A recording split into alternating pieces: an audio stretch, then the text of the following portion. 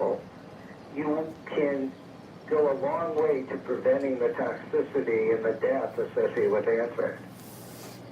Dr. Baker's oily water substance will also destroy cholera, the Ebola virus, and most other pathogens that also have a lipid coating. There's much more about this important discovery under Science and Medicine at earthfiles.com. And Dr. Baker told me one of the scenarios the Army will test this fall is dropping the oily water substance from airplanes. I told him about these eyewitness accounts of oily substances associated with unusual contrails and even falling from the sky. And I asked him if he knew if any of this testing had already been done by the U.S. government. He said it's not his oily substance because the only material that he's produced has been for the small-scale test conducted at his University of Michigan laboratory. Yes, but what one mind has conceived of, obviously another may well have conceived of, someone earlier. Or they decided to just test dispersal of some kind of an oily substance before they did the Army trials. I mean, that is a question. And what is behind the unusual contrail activity? Well, as a potential testee, Linda, I object. I'm serious. I mean, I don't want to be tested. I don't want to be a test guinea pig. And half the crap they do turns out wrong and turns out, and, you know, one leg's liable to get shorter than the other or something. Who knows?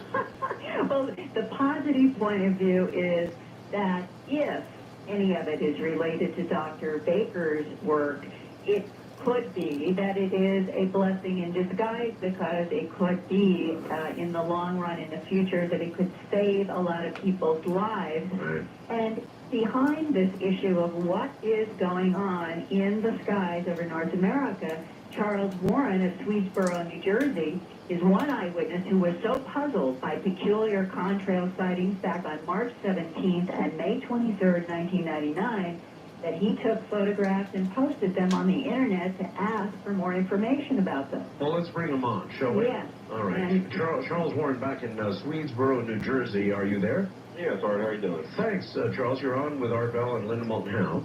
And Chuck, you live south of the Philadelphia International Airport, right? Oh, that's correct. I live about 10 miles south of it. And I understand that you've been seeing air traffic and contrails for at least 10 years there. So Yes. what was unusual back on March 17th when you took those first photos? Well, air traffic here is quite normal, departures and arrivals and flyovers.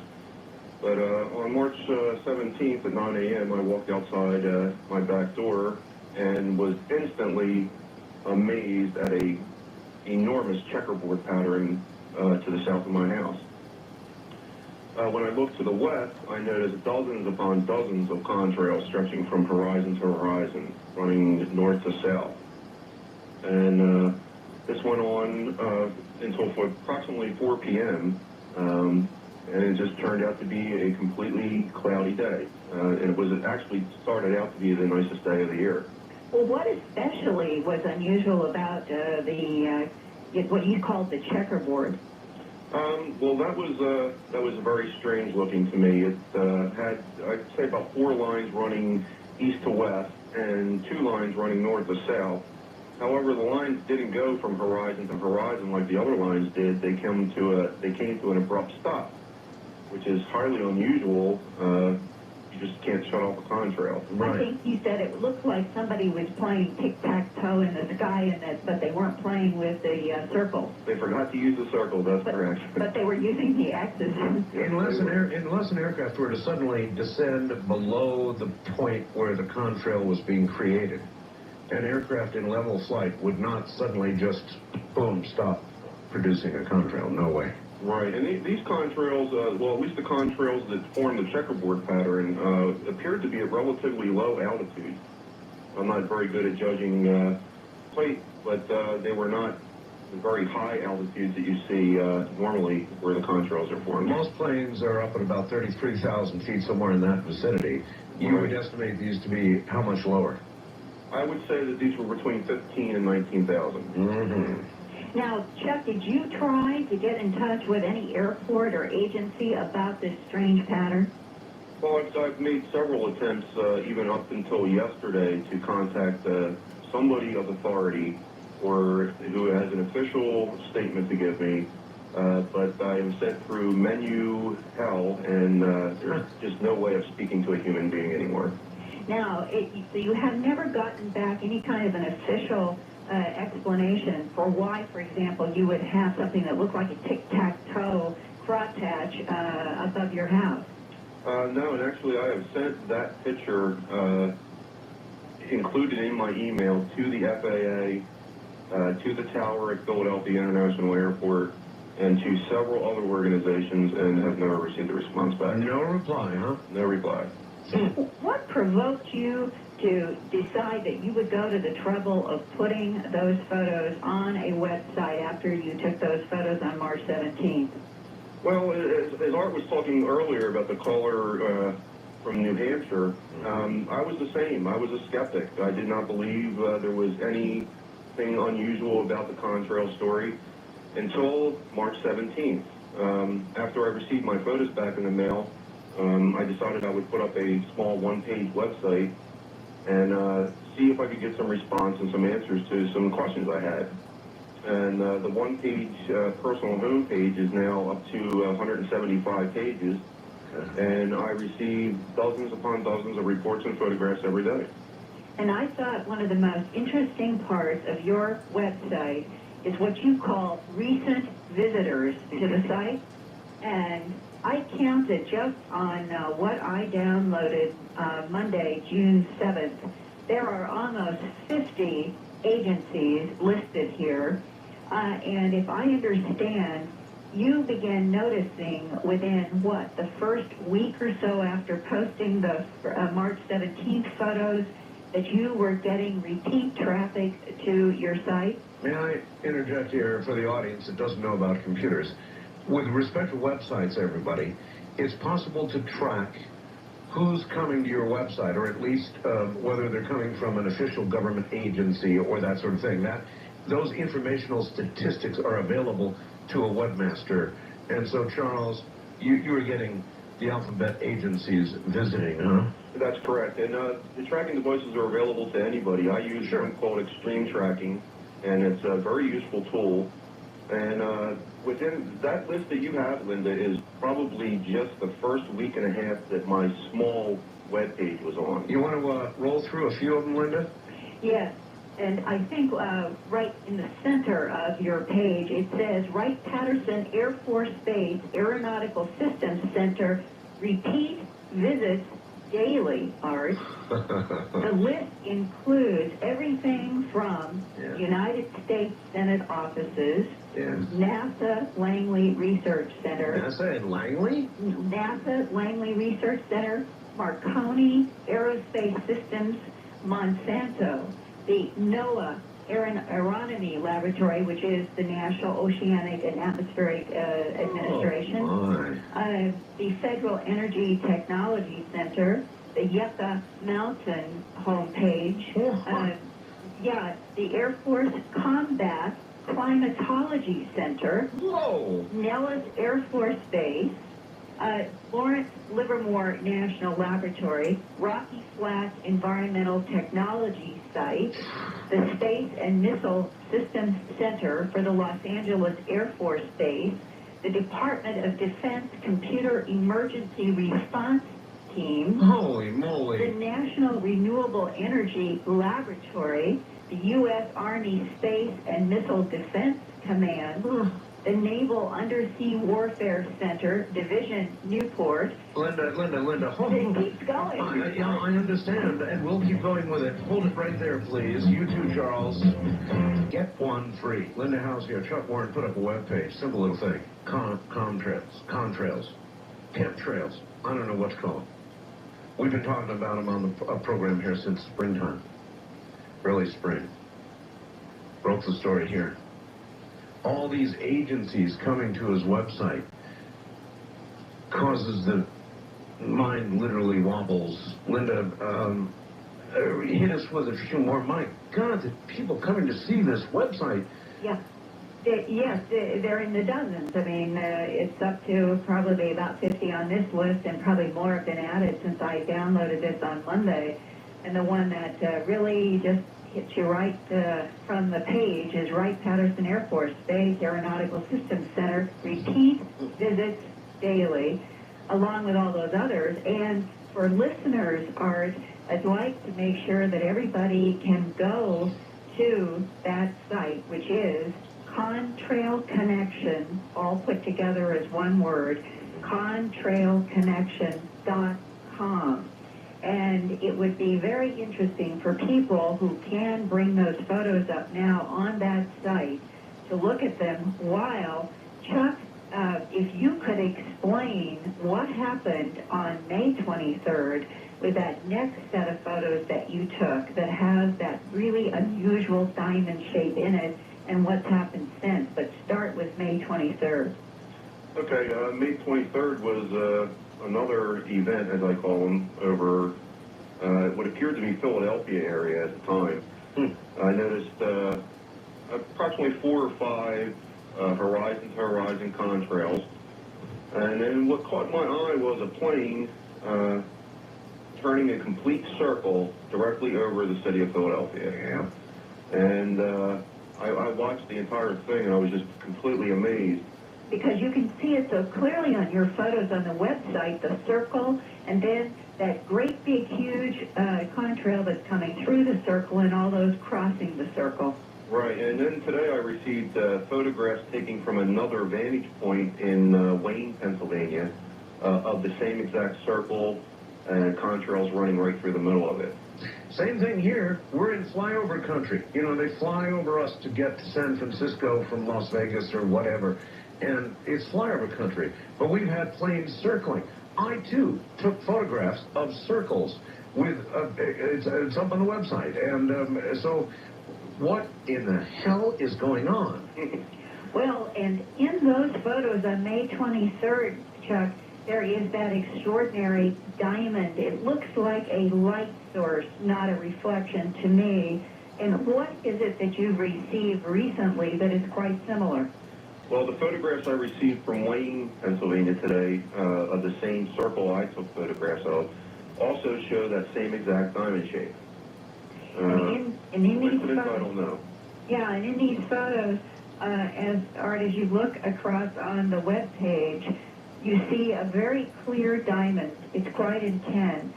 And then it seems to be doing one of those fading out numbers that has been associated sometimes with we'll call it the craft of unknown origin phenomena. And then about the same week that I was talking with Chuck Warren about his site, I received in the mail from northern New Jersey from a man named Ed Davio. He's up near the New York State, New Jersey border. And he sent 2 photographs, has the crosshatches right above his house. And it was, in fact, it was the contrails in the sky doing these odd crosshatches that had provoked Mr. Davio to go outside with his camera and take photographs. When he got the photos back, and after they were developed, there are, and I'm looking at them right now, very intense, round, white spheres that have what appears to be a light pink corona around each of them in these 2 photos. And when Mr. Davio sent the photos, he wrote, quote, "There were 6 large jet aircraft in formation, one behind the other, but offset from one another and quite high. I could see the white whatever coming from the fuselage near where the wings connect. As they passed overhead, 3 more planes crisscrossed their white trails. Then they all made an abrupt turn and headed west toward Pennsylvania. At the time I took the pictures, I did not see the bright circular objects, nor did I see them while watching the jets continue on," unquote. I think we're beginning to step on serious toes with this. Or if I may go back to the list of my recent visitors, there's 2 here I wanted to bring to your attention. Oh, by all means. Well, besides the Monsanto company, which, if you'll recall, are the manufacturers for the Terminator seed, Yes. There is one called the Air Force Combat Climatology Center.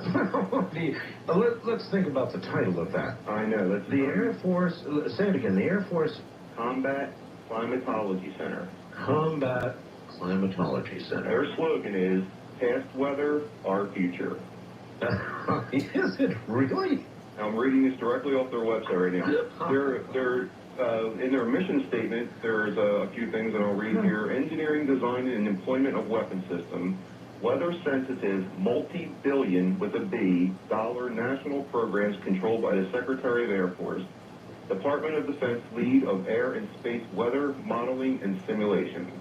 They've had repeat visits to my website. Do they explain in their website why past weather is their future? I haven't read it far enough. This was a very recent hit that caught my attention, and I will be sure to search this website thoroughly tomorrow. And that's the one at janus.afccc.af.mil. That's on your list. No, this is a different one. Oh, okay. This is, I guess, just occurred. Yeah, I received this hit this morning, I believe it was. Well, it's on your list from Monday also, Air Force Combat Climatology Center. Linda, have you ever heard of a title of an organization of that sort? No, I never have till I read this list. And I'm curious also about the website addresses, because this is the Monday, June 7th list, Chuck, and it does appear to have that Janus AFCCC. Has that changed? The Janus is not involved in there. It's just the afccc.af.mil. Interesting. I wonder what's the difference between Janus and this other one. Well, we ought to Janus check that would be out. probably the name of the user or the computer system that it was received from. All right, so afccc.af.mil will take people to that website. Right. And there is a big warning that this is a government computer system. Read first. So be careful going there. Really? Yes. What does that mean? In other words, that's like the FBI warning at the beginning of videotapes, right? Right. All the really strange and curious military sites all have disclaimers right smack in your face when you sign on. And they all warn you that you are being monitored while you're on there. Oh, well, little do they know. We're monitoring them while they're on our side, huh? Hey, Chuck, what is the other one besides the AFCCC that you have done some work into? Well, I've looked into a lot of them. Wright-Patterson Air Force Base, the repeat visits I get from there are something else. I had figured one time when my website was first put up that they had a steady connection to my website for approximately 12 days. Every log I looked through, they were there. And there's so many of them. The Yucca Mountain one is very curious, too. Yeah, that one bothers me. That's down in Arizona, right? No, it's here in Nevada. Yucca Mountain is in Nevada. It's right next to me, Linda. Oh, okay, so Yucca Mountain is there, and there's another one that is in Arizona. All right. You see, Yucca Mountain is where they plan to plant all of this high-level radioactive stuff. That's right. Right, they're looking to build a repository there. Yes, that's we call it a depository. Yes. And Chuck, of all of these now, your pages have expanded to way over 150. What have been some of the more extraordinary photographs that you have received that you have not taken? A lot of them. I have received literally thousands of photographs just in a short period of time, along with reports from all over the country. I have reports from every state except for Hawaii, and I have reports from just about every province in Canada. And I'm getting ready to put up an international page and a Canadian Mirror just to be able to handle the traffic. Chuck, do you want to make a guess? Do you want to go out on a limb and give us what you think, since you're so closely involved in this right now? What's your best guess? Well, I actually have two. Number one would be that this is some type of protective shield that they're testing for solar rays. There's a possibility that these have a reflective base, and the oily substance could produce a reflective base, and this could be used to protect against a solar flare that is supposed to come before the end of this year. Yeah, there's some really heavy news on exactly that we're going to get to later in the program, so that's probably a pretty good guess. Right, and the other one, I'm very intrigued with Dr. Robert Baker's nanobombs, and this could be disbursement tests to see how this stuff reacts in the atmosphere. There's just so many reports, and there's so much information here to be going through. And I'll give you mine. I always thought it's, trying to think on the benign side of things. I thought, what better way to inoculate a population without their knowledge against some sort of bio-warfare weapon? And when I say inoculate, I mean, you kind of catch a little cold, you have a little upper respiratory problem, and then it goes away, and you have been inoculated against something they think might be dispersed in our air. That's a good theory. They do it during the daytime when people are out in public. That's right. The only thing I have a problem with that, Art, is the repeat spraying that's going on. This has got to be a multi-billion-dollar operation, and I would think that if they were going to inoculate people via the air, that they would do it as a one-time shot, rather than come back once or twice a month for many months. Well, when I got my polio series, I had to have 3. That's also true. Like I said, as soon as I think to myself I have the answer, I ask myself one additional question, and I'm off down another road. Now, obviously, a good question here for either one or both of you is, all of these agencies that are visiting your site, would you guess that they are checking, using you as a resource to check the effectiveness of what they're doing, or whether each agency is wondering if it might be the other guy who's doing it? I would think that they would be checking to see what information I am providing to the public. Think you're going to get a knock on the door, Chuck? I've been expecting one, and the coffee's on. If they want to come and sit down and have a chat with me, the coffee's on, but I'm not going to stop presenting the information. Unless they physically take my computer out here, and I'll just have to find another one. Don't rule that out. I've already been told by several people to watch what I'm doing here. Have you received threats? No, actually, Art, out of the thousands and thousands of emails I get, I've only received 3 negative emails, and they were probably from people with nothing better to do. And you can tell that they have people with nothing better to do because they don't sign their real name to them. But I have not received really any negative responses at all. I've received quite an overwhelming response from the general public, demanding answers, sending me photographs. On my website, I do have automatic reporting forms that people can fill out. There's one for both contrail event and for contrail sickness. This information is being compiled for all investigators in the field to use my website to further their cause and to try to get some answers to what's going on. All right, well, here's one for either one of you. Do you feel that if this is some great threat, one of the theories I threw out to the American public, Canadian public, whatever, that our government would have a right with its charge to serve and protect like this, to do what they have to do to protect us? If it is that kind of situation, then would they have the right to spray us with some inoculation, if that's what it is, without our knowledge? Under those conditions, would you think they would have the right to conduct such a massive secret program? Well, the context would be in the Always is. Yeah, in the National Security Act of 1947, which if you go to a law library and you ask to see the National Security Act of 1947, the librarian will say, which volume? And when you go to the shelves in which the National Security Act of 1947 is spread out in volume after volume after volume, you realize that buried in all of it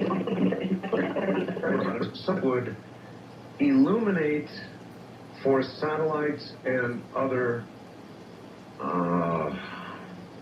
high altitude tracking, visual tracking. Well, in fact, these energy dispersals. Right, exactly. And in your question to Chuck earlier about the visits from all of these agencies and why and the implications. There are two other things that have come to my mind, and one is I think that a lot of these agencies would be actually grateful to Charles Warren and to others who are consolidating what people are photographing from all over North America. It's what is the public's reaction, what is happening everywhere, and that leads to the many photographs and eyewitness testimonies now of unidentified, that's the best we can say, unidentified aerial objects in or near the contrail. All right, hold it right there, Linda. Chuck, maybe you'll get a thank you letter for the NSA. If you do, be sure to post it, okay? I sure will. All right, hold on, Chuck. We'll be right back to you. Listen to this. Linda and Chuck, listen to this, and then your comments, please. Dear Art, regarding the chemtrails, it could be smart polymer plastics stated in the BBC. These smart nanoplastics assemble themselves in 20-sided ischondral structures. I learned in virology that is a structure used by messenger RNA of any virus. The structure is a perfect structure. It assembles itself from sticky ends, positive and negative ends of a protein, used even today for geodesic housing created out of this 20-sided structure. Its architecture, the genius structure, comes from a virus, a genesis, I guess that is, I'm sorry. No, genius structure comes from a virus, but then again, maybe that is the point, you see. It is clear the polymer could be a coating of an artificial virus. Does that make any sense, Linda? Well, if they're suggesting that our government would be spraying something out that was a virus for contamination, I have personal problems with that because people in the government have wives, children, husbands too. And I personally think that whatever is going on is something that is of a defensive nature or a helpful nature. Yeah, but that doesn't necessarily rule this out. In other words, you could vector something in the manner described to do something ostensibly benign, right? Well, I'm not certain from what you read if his implication is that this particular viral form would be used to carry in some kind of information or it would be a virus in and of itself. It's not clear. All right. But it does, Art, raise the interesting question about what are the unidentified aerial objects, ranging from Chuck Warren's diamond-shaped objects to the silver discs that you and I have talked about, and I've interviewed a lot of people, and we have photos of those, and these round, intensely glowing spheres, such as Ed Davies in northern New Jersey. And his two photos that everybody should really check out are on my EarthFiles.com website in the June 3rd contrail story with Chuck Warren, and two other photos that you should all see that are in the Phoenix, Arizona contrail report on May 28th at EarthFiles.com. And this is really quite extraordinary because it was 10 o'clock in the morning. It was in early May. And a guy named Gary Graham was experimenting with his new Kodak digital camera in front of his house in Phoenix. Yes. And he was puzzled by the number of contrails and that there were those X shapes again. And so he started aiming the camera sequentially just because he was provoked by the contrails. And he did not realize until he went to his computer to download the digital images that he had been taking at about 2 seconds apart in a series. And then the very last photograph had 3 unidentified objects in this frame that is there at the website, and the frame just before it, 2 seconds before, is also there. There's nothing in the clouds, the contrails, or the sky in the immediately preceding frame, and then suddenly, 2 seconds later, not only is there a white, what looks like a white spherical object, there are 2 black objects that look long. You almost think they could be jets, but he said, I couldn't hear any sound, I didn't hear anything, and he did not see them when he was photographing through his camera. What are these strange, unidentified objects that keep cropping up in association with the contrails as well? I don't know. I saw an object associated with the contrail some time ago, but I'm not going to go into that. Let's go to calls. On our first-time caller line, you are on the air. Oh, wait a minute. I see what I need to do here. Hold on a second. Let me try this, and let's make sure that... Chuck, are you still there? Yes, I'm still there. Okay, good. Let's go to our first-time caller line and say you're on the air with Chuck and Linda and Art. Art? Yes. Oh, okay. No, I'm not a first-time caller. That's why you caught me off guard. Well, you're on my first-time caller line. Okay. Not supposed to be. Anyway, very quickly. Okay. First of all, I wanted to applaud you, Art, for your continuous exploration, on the boundaries of socially acceptable knowledge. But there's a price, sir, I can assure you. I wanted to, I have some comments to make. Rousseau, in his writings about the social contract, about 400 years ago, 500 years ago, stated that the government is supposed to represent the general will of the people. And I've noticed over the centuries that there seems to be a big gap that's being bridged between the people and the government. Mm-hmm. And the guest you have on tonight and the subject you're talking about is one more example of where I see like there seems to be this facade of democracy. I mean, granted, I know our day-to-day lives are a lot better in this country than in other parts of the world. But at the same time, I see this facade of democracy to keep the people happy. But in reality, behind the scenes, there are government agencies like the ones that your guest has listed, yes, that are basically doing what they want to do. And really, we have no say about it. All right, let's get comments on that from either one or both of our guests. Charles and Linda, are we living a facade of democracy? Is there, in your collective opinions, something else going on behind the elected officials? I think, Art, that was made clear by documents that have been released concerning the Truman administration, that there was a great deal of concern about what was crashing in a variety of places that were labeled unidentified craft of unknown origin back 50 years ago. And it set in motion, probably for very benevolent and very practical and very intelligent reasons, policies to keep the public and the media completely in the dark while government insiders tried to figure out what was going on and to ascertain, did they have a national security threat?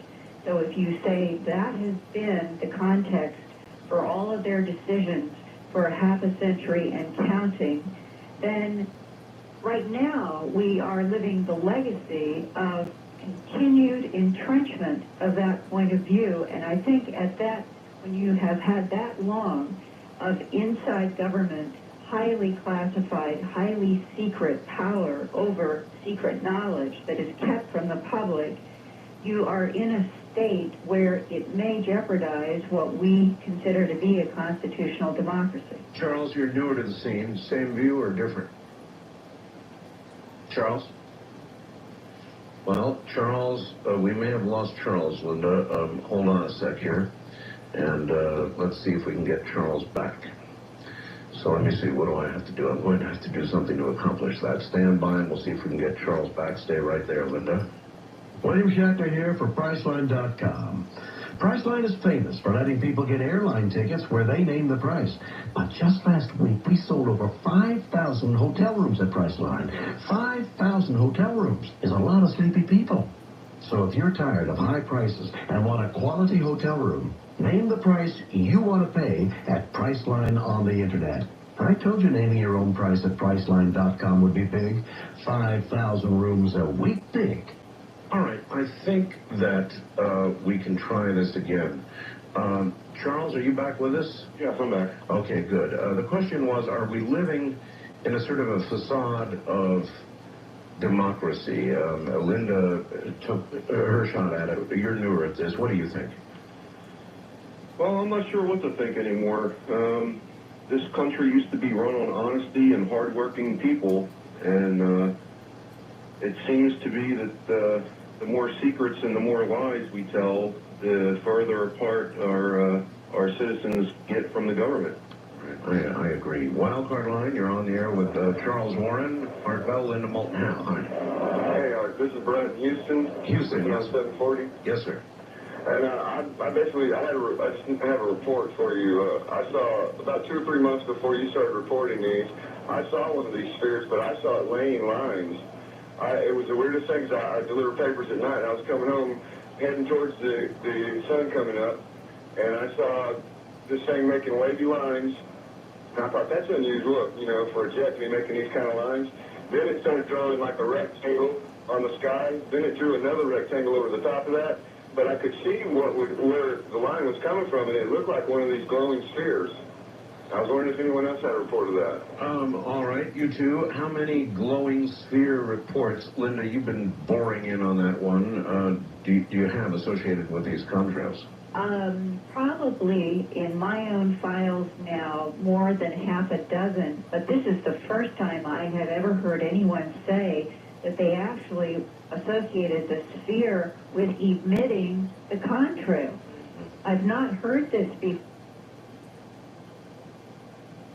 before, and I wondered, sir, could you explain again if he's still on the line? No, he's not. He's not. Oh, I just wondered. But he was clearly saying that they were emitting these lines. Right, I was curious exactly where he was geographically.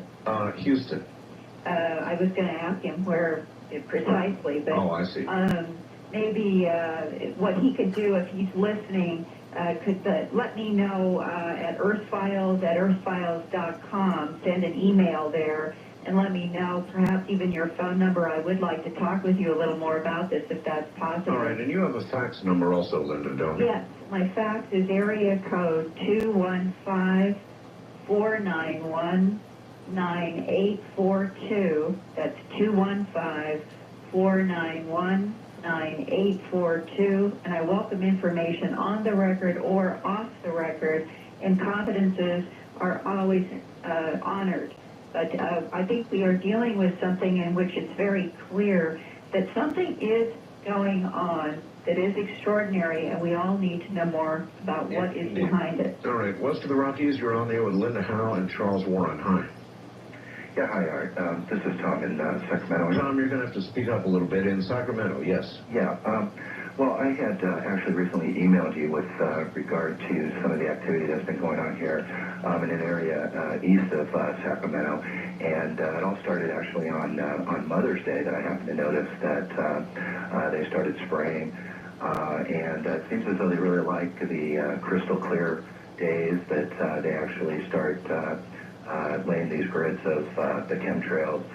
And, you know, what's interesting is that, you know, they actually, something that you touched on before, they actually do periodically stop. So in other words, they'll be flying along, spraying a chemtrail, and, you know, there'll even be a period of time where it'll actually stop for a period of time and then start again, almost like a tank has you know, been emptied and they're restarting up another tank or something like that. So it's really kind of interesting, and I'm just kind of wondering if, you know, we're able to document times and dates, if there's not some way to look at some sort of FAA records or something and actually, you know, determine, you know, who's actually flying over a particular area. It's really a good question.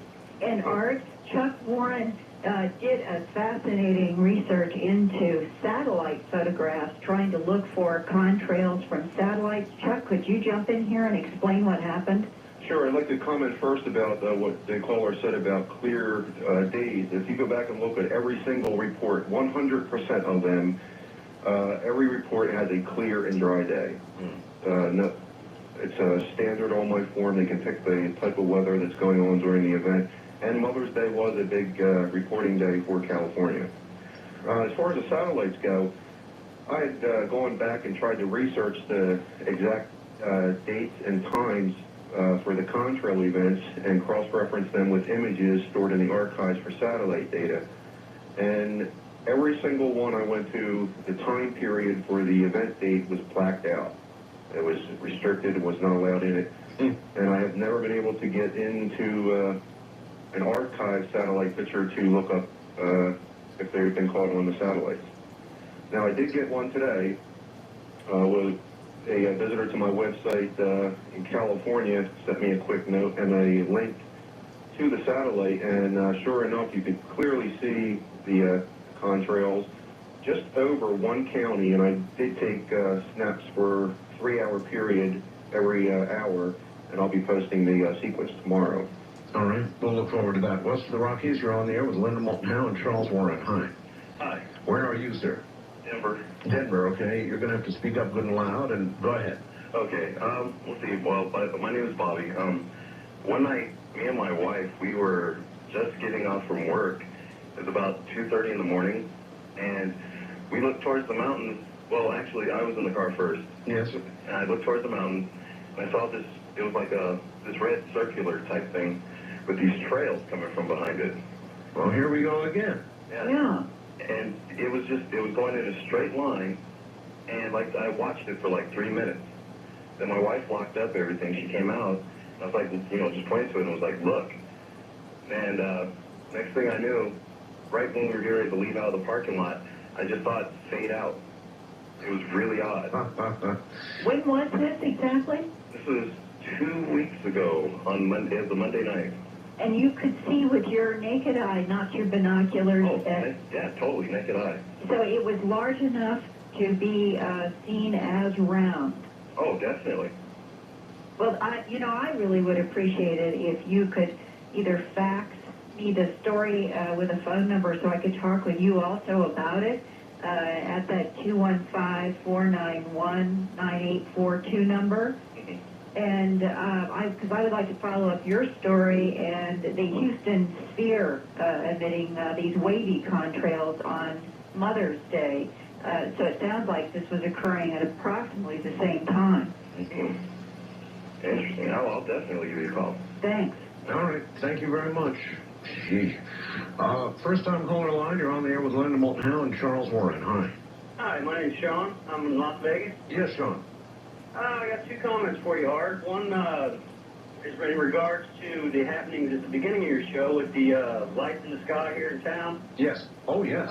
I didn't see the red lights that the other callers were describing, but I did see a bright white light, and I'm out near the base at work. And, I can tell the difference between the aircraft coming in, which I had F-15s, F-16s, the Sure. A-10s coming in. Sure. But this one was out over northwest, out over Mount Charleston, kind of where they were describing. Yes. And I watched it for, darn near 20, 25 minutes, 30 minutes. That's similar to the report we had in the first hour with Peter Davenport. Very similar. Right. Yes. And then it dropped down in behind Mount Charleston as I come out of the landfill where I work, and it started moving back southwest, and then I lost track of it. And I tried to get a hold of you guys, but, what can you do? I know. Do you have a question for my guests? Yeah, it's just a comment. You guys were talking about the contrails and the theories behind the immunizations. You did a story a while back about the anthrax vaccinations, and they were kind of short on being able to take care of everybody. Right. The theory behind this would be, which would you rather have to stand in line and then be told they're out of, anthrax vaccinations, or the entire country vaccinated with, some kind of an airborne bacteria fighter, Yes, or certainly testing to see if something like the nanobomb oily water that Dr. Baker has discovered could be dispersed from airplanes, because they're going to have to do a lot of testing with winds and coverage to see what they have to do to disperse this stuff. So whether or not that's been part of what's going on, I don't know, but it would not explain what are these strange spherical objects.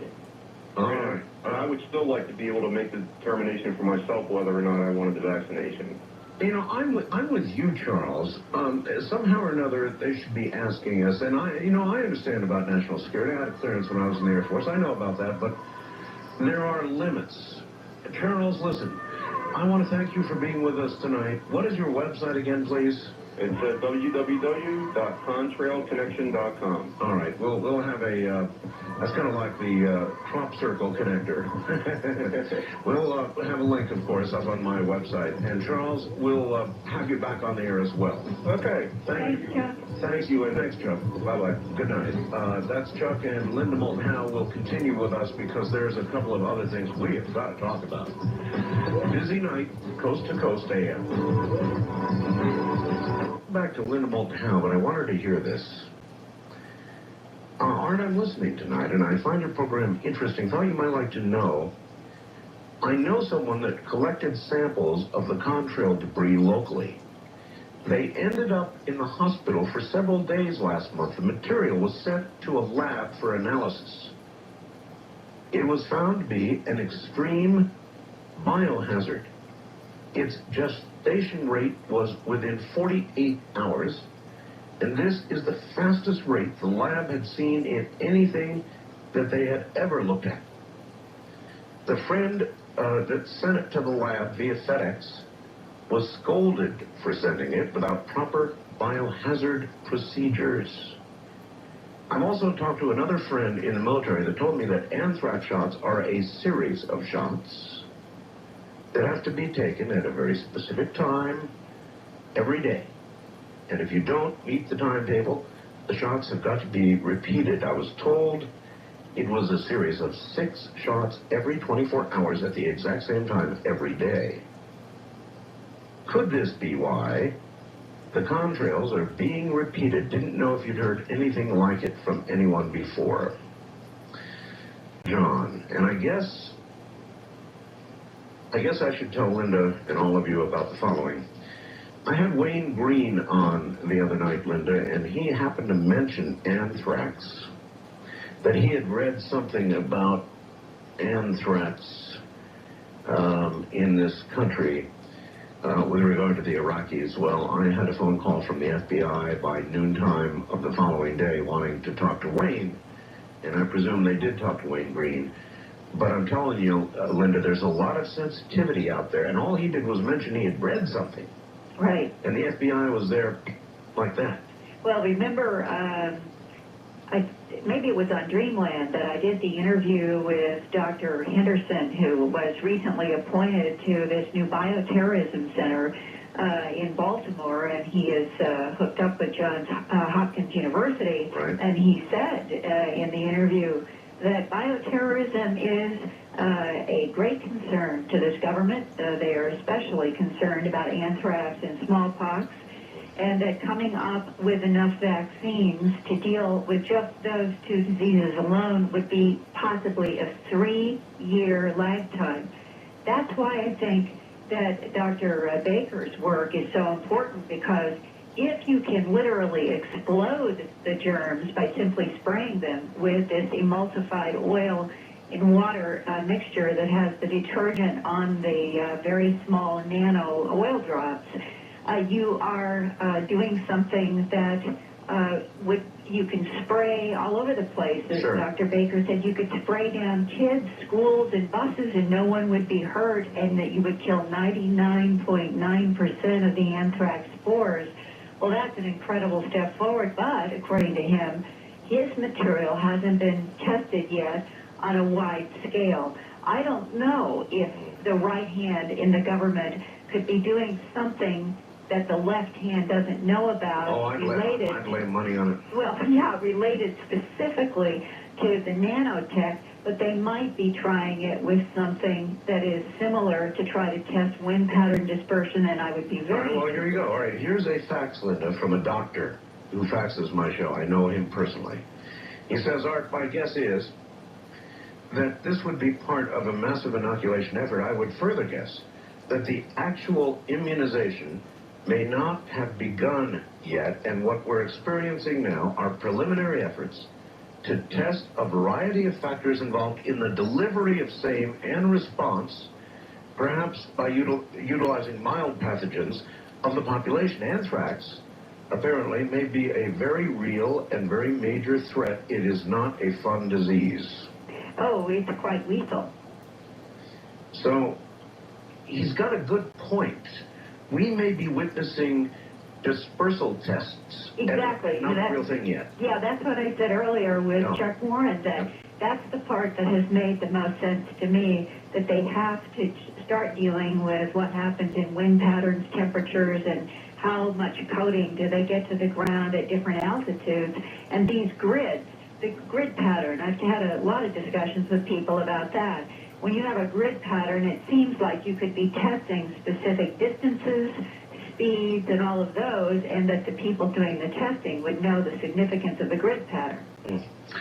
God, I love our government. All right. And you know something there, to follow up your comment on the changing weather? Yes. It was the June 3rd Nature Journal. And I talked with this atmospheric physicist, Drew Shindell, at NASA's Goddard Institute for Space Studies at Columbia University in New York. And his paper that's reprinted in Nature confirms that over the past 30 years, winter temperatures in the northern hemisphere have warmed up a full 10 times more than the global average increase, which is now about 0.9, almost 1 degree Fahrenheit. And that means, Art, that the west coast of the U.S., Canada, and most of Europe now have winters that are a full 10 degrees Fahrenheit warmer than they were in the 1960s. I hear you.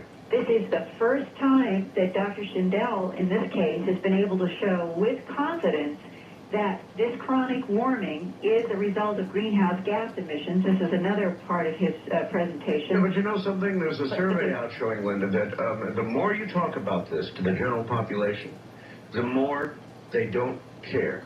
And you know why? Because they think there's nothing they can do about it. And so...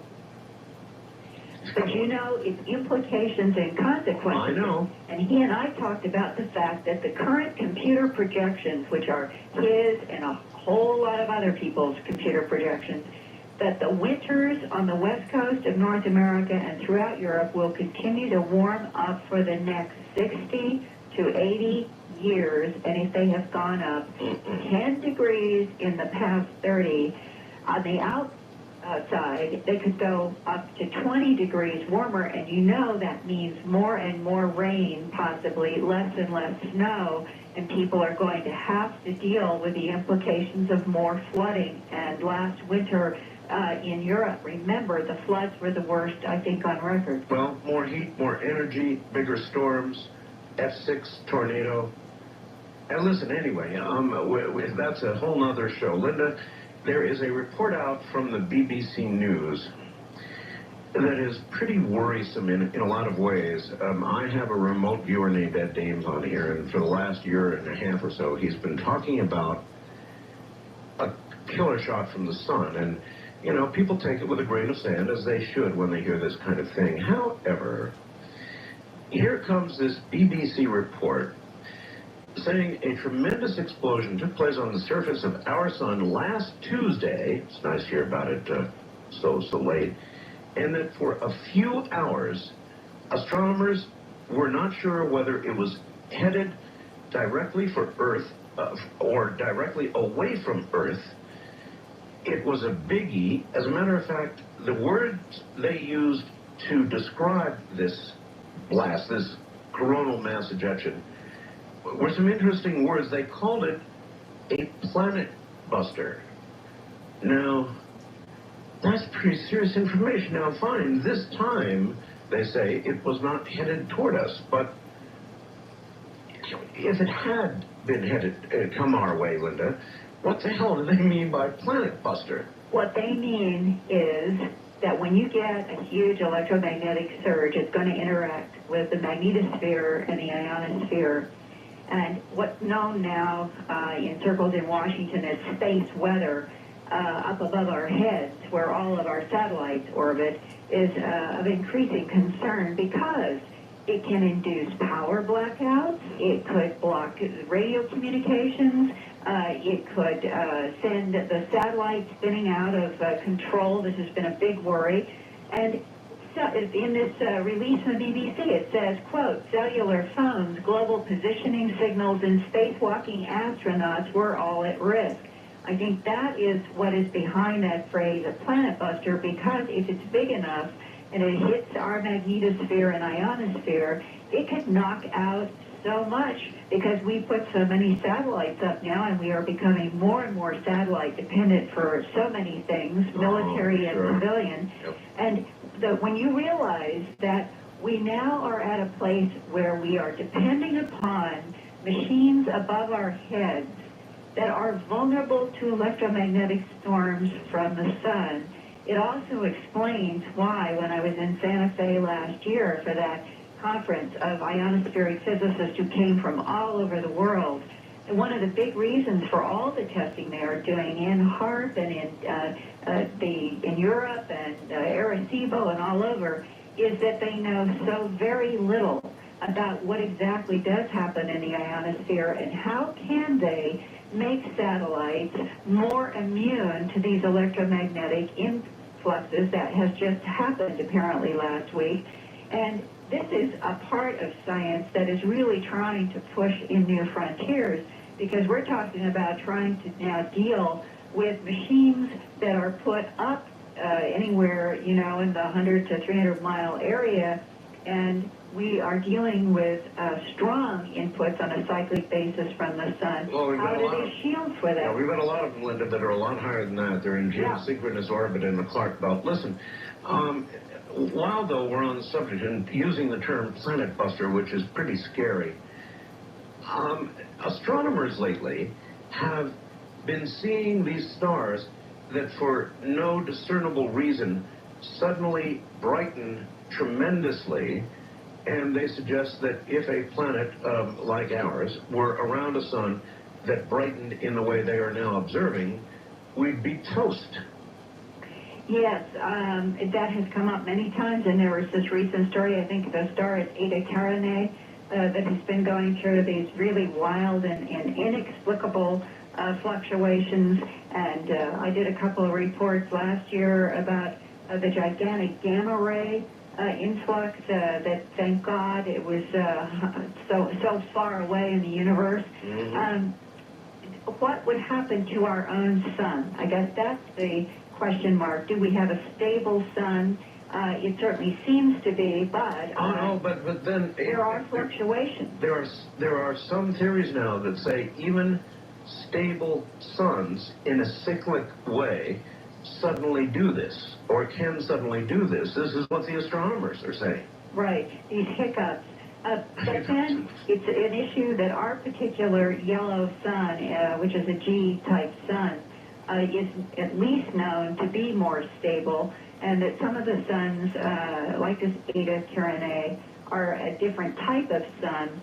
And all I think that we can say is that astronomers are trying to understand this, and that we don't know enough about our own sun to say with guarantee that it won't happen. That's right. They really are saying that they simply don't know enough yet to say that it wouldn't happen to us. Right. All right. We've got so little time. I want to cover a lot, Linda. I had a talk. You and I both personally know Bob Bigelow of the Bigelow Foundation. He funds a lot of ufology research. About 8 or 9 months ago, I talked to Bob, and he asked me what I thought would be good research fodder, and I said, well, I've always been fascinated by the Brookings report, which basically, simplified, suggests society would go bonkers if extraterrestrial visitation were known to be a fact. And I thought, well, that occurred so long ago to be really interesting to go back to Brookings and do another study. And by gosh, I guess Bob did, and they said they weren't equipped for it. So I just got this press release, and apparently Bob Bigelow commissioned a Roper survey, which found, in a survey of 1,971 men and women, the following results. 1 out of 4 Americans think most people would, quote, totally freak out and panic if such evidence were confirmed. Check this out. 80% of influential Americans think the U.S. government would classify or suppress any evidence of extraterrestrial life.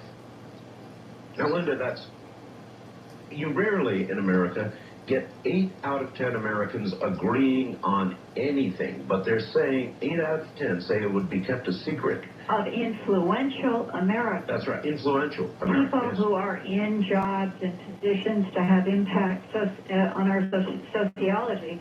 And to me, that raises an even bigger question. What does that say about us as humans, that that many people would assume that governments would deep six something as important as contact with other advanced intelligences? What does that say about the human psyche? At one level, that's incomprehensible to me. It would seem that contact with any other kind of intelligence that would be known to political systems should be shared with the entire global human family. And the fact that everybody assumes that this is information that should be hidden because of the consequences to economic, social, and religious paradigms, I think that is a frightening statement. And this virtually is saying, Linda, that nothing has really changed since Brookings. It's, which is what I speculated about for years, that if we were to do a new report, and this report, frankly, did Brookings and then went beyond Brookings in scope, but nothing has changed. The reason for secrecy would be as big today as it was then. And it also assumes that lying is a viable alternative at all turns in a story having to deal with information that is simply outside of current paradigms. I find that just extraordinary. Well, but you've got to remember, Linda, with respect to our elected officials and those appointed in generally government today, how do you think they got where they are? Again, what does that say about humans? Well, that we're liars. And we can't face truth because it affects something that we've held in our mind in the past. And if that's the case, how in the world are we ever going to evolve forward into this next future? I don't know, but there's more to this NID survey, this Roper poll, and we'll get to that in a moment. My guest is Linda Moulton Howe. She's been a reporter, science reporter for years for us, and has won numerous documentary awards. One more item, actually 2 more items to discuss. Among other findings of this Roper survey, when asked what they thought, these influential people, what they thought UFOs were, 25% thought they were alien spaceships, 12% thought they were secret government programs. That's interesting. 9% said hallucinations. 19% said UFOs are normal events that are misinterpreted by witnesses, and 7% said travelers from other dimensions. Interesting, huh, Linda? Yes, you might say that the last figure is surprisingly large, given the closed-mindedness that's reflected in the 80% would cover everything up. Yes. That range, 25% alien, assuming they meant extraterrestrial, 12% some kind of government machine. Most thought aliens. The majority thought aliens. Right. And 19% normal events. The fact that there is 25% now of this group that has been polled would put it in some sort of an alien extraterrestrial category. Right. I think is noteworthy, especially that this is a group of influential Americans who would say that 80% would say that they would expect the government to classify it all as a secret. Now, the final set of stats is maybe the most intriguing of all. When asked whom they would choose to make first contact with ETs on Earth, 20% said the military, 29% said scientists, 14% said our government, and 11% said religious leaders, and then back to 20% saying some private organization that had planned for just such a contingency. What of that group, Linda, would you hope first contact would be made with? That's such an interesting question. How about Jerry Falwell? Would you want Jerry Falwell? Bill Clinton. No. You know, that is to me a bit of a mind stumper because it How about Janet Reno? She'd move the tanks, that'd be it. What about scientists? I would take it you would probably opt for scientists, wouldn't you? I don't know. What's running through my mind is that according to military people, intelligence people, and then humans in the abduction syndrome, there is a variety of non-human intelligence types that have different agendas and motives. And whoever they are, if there is a plurality of them with mixed agendas, some of which may be spiritual and some of which may be just purely physical genetic harvesting, that would affect, I would think, who would be the most appropriate on the human side to interface. But I would guess that history has shown that who would be greeting would certainly have a military contingent to it. It might be added, for the audience's benefit, that this poll has an error margin of only 2.5%. Now that tells you quite a bit. In other words, it was a significantly expensive poll to do because most political polls give you about 3.5% or better error margin. So they obviously used a large sample here and they got a 2.5% error margin. What would you, Art, think could fall into that 20% category of a private organization designed specifically to do this interfacing? Something like CSETI. CSETI. SETI?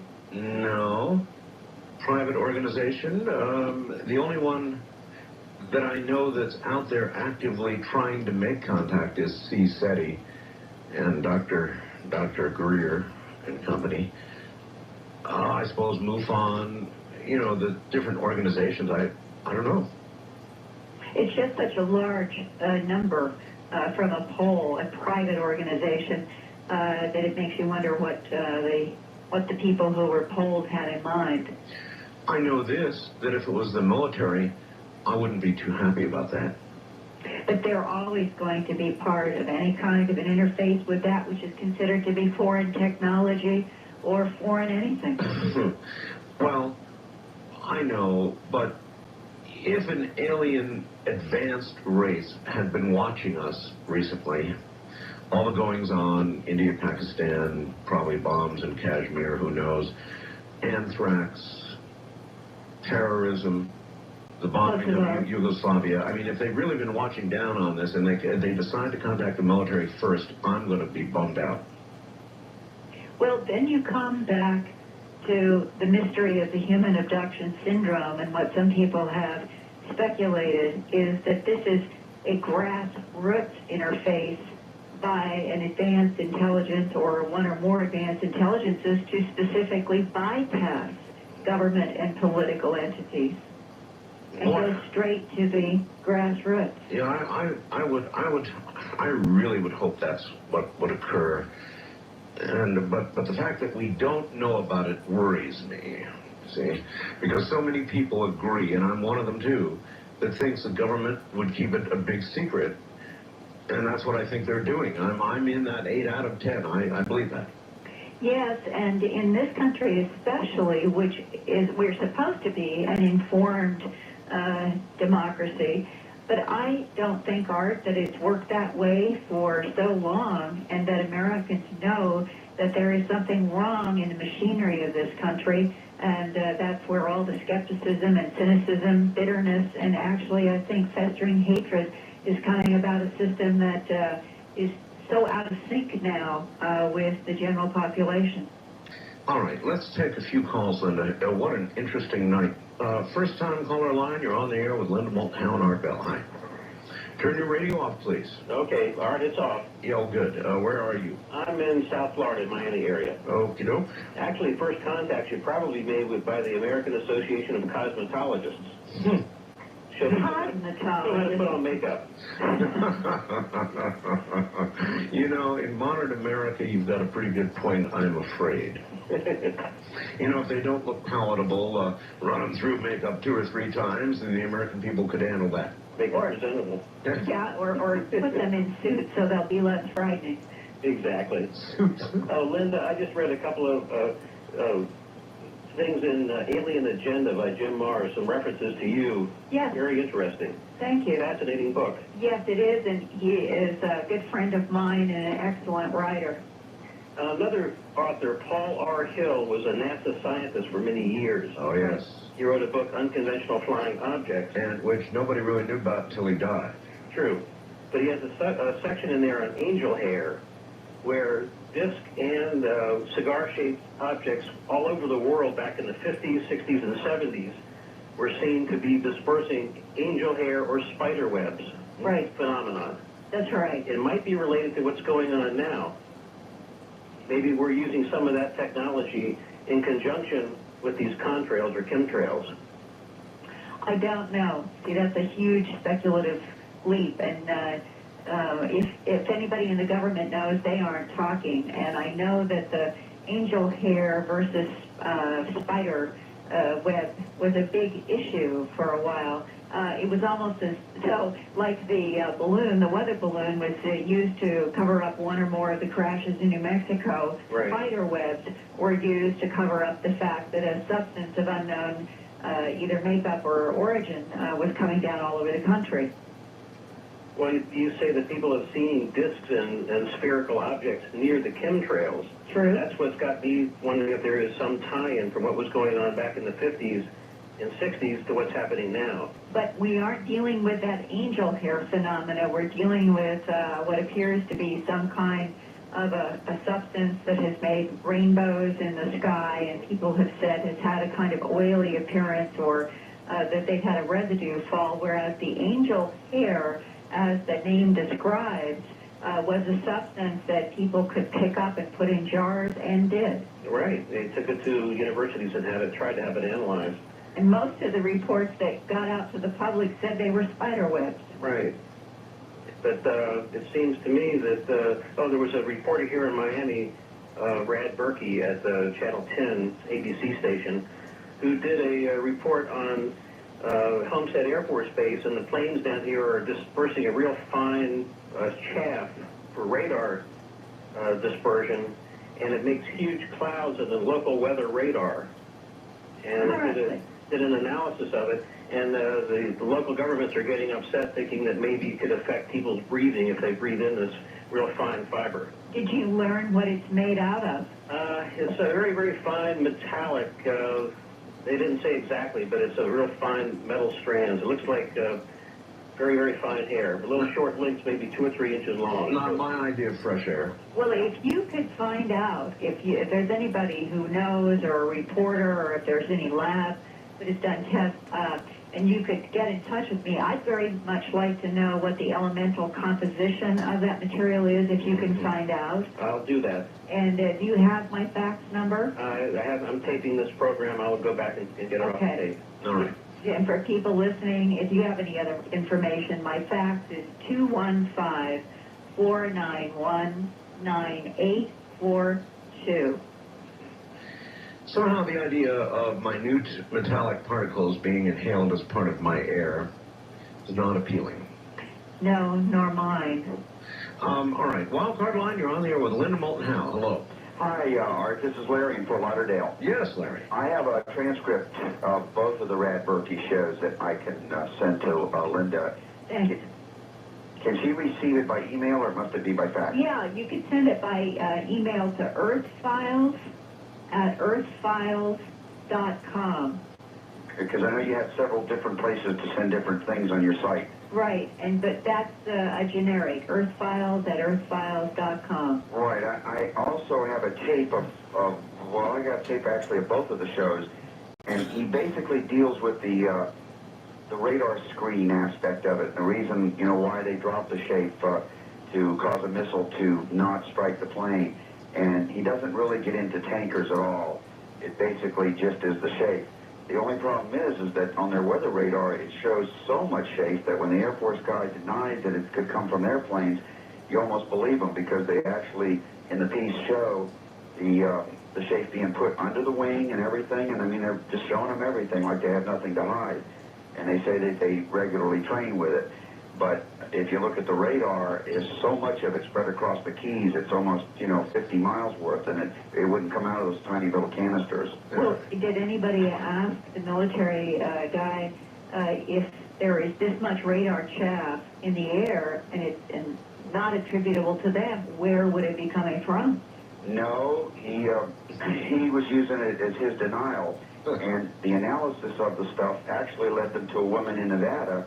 Part of the story took place with an environmentalist lady that was in Nevada who said that she has been studying this for a while in Art's neck of the woods, and she says that it is not very healthy. It contains things that you don't want to breathe. Well, again, we're back to this mystery of what could be motivating our government for a positive reason to be putting a lot of things in the atmosphere, perhaps at different altitudes, because they are concerned about something. Well, Linda, this only relates tangentially. When I was in the Air Force, I was stationed at Kadena Air Force Base on Okinawa while Vietnam was going on, and we were bombing in Cambodia and Laos and stuff. And, of course, the Air Force denied outright that there were any B-52s taking off that were involved in any missions of that sort at all. And I worked for a Japanese company at the time, after I got out of the Air Force, a broadcasting company. They would send a Japanese reporter down to the end of the runway off base at Kadena Air Force Base, and they would interview an Air Force spokesperson who would stand there and deny that any such missions had ever taken off, that any such airplanes even existed on that base. And as he was making his denial, you could see the B-52 taking off right over his head. And they would run this on Japanese television every day or two, and it was a riot. So will they stand there and deny something, even in the face of it rising behind them? Absolutely. Yeah. So if there's a lot of chaff out there, I'm not surprised they're saying this. West of the Rockies, you're on there with Linda Moulton and Art Bell. Hi. Hi, Art Bell. This is Errol calling from Corvallis, listening to 1340 KLOO. Yes, sir. And, I just have actually a question and a comment. I'm actually glad to talk to you guys, Linda and Art. Very honored to talk to you. And the question I have is, the comment I have first is, I've lived in the same apartment here in the same place for about 7 years now. I played the same basketball hoop right around my house, and I've been playing the same place for the same summer, for over 7 years, and it's just in the last year now that there's been a condensement of these contrails that's been going around. That's correct. And over the last 4 or 5 years, you can ask anybody here, just a common base, that over the past, maybe 1 or 2 years, there's just been a large condensement of these contrails.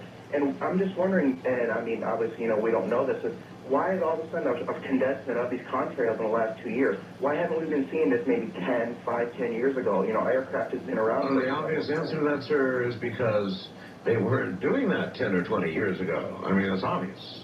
Right. It's related to what is behind the contrails, what is going on that started in the past several months. That's So it. that's what we're all trying to find out. That's right. First time caller line, you're on the air with Linda Moulton and Art Bell. Hi. Hello. Hello. Is that me? That's you. Hi, let me turn my radio. Oh, turn it off, actually, all the way off. Where are you located, I'm sir? in Worcester, Massachusetts, just outside of Boston. All right, you still got your radio on. Oh, I thought. Then turn it off. It's an absolute mandated. Sorry, I'm very sorry. Hold on, just 1 second. Put the phone down, believe and wait, because it really confuses. Yes. Hello? Yes. My feeling is, and I'll tell you why, that when there are those that profess to be taken by extraterrestrials, yes, it happened to me twice, about 6 or 7 years ago, very close times together. It was like 6 months apart. And I went through the same thing where I was like, I couldn't move. Suddenly I was on a very hard slab. It felt very, very uncomfortable. And there was 3 or 4 personages around me in white. And you were remembering this totally consciously, not from hypnosis? No, this was like in a dream state, like I had gone to sleep. Mm-hmm. But before I went to sleep, it was like I was paralyzed, like I couldn't move. In both of these instances. And I made a sign of the cross. My faith is Catholic, so instinctively we were brought up to make the sign of the cross when we were in danger. Anyway, I felt that I made a sign of the cross. The first time, I immediately got back to my bed. It was like, boom, about a week ago, you were talking about various ways in which people got out of the state, and I wanted to call them, but I couldn't get through. The second time it happened, it was as though, now I know this sounds far out, but it was as though I was being asked to reject my faith, like Jesus, reject, and I said no.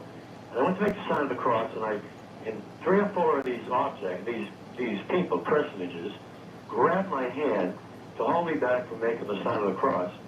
And when I completed the cross, and I forced myself to do it through the strength of them holding me back, and when the cross was done, I know this sounds far out, but this happened to me, and it was over. All right. Never been bothered again. It's been 6 or 7 years. Yeah, I understand. All right. Well, now I think we have a case here of somebody reacting in the only way they can react. If you have an absolute faith that everything is connected to God, and if it isn't, it's the bad guys, then you're going to react in the way that man did. If you're not of a religious point of view, you're going to react and tell a very different story. That would be my take on what I just heard.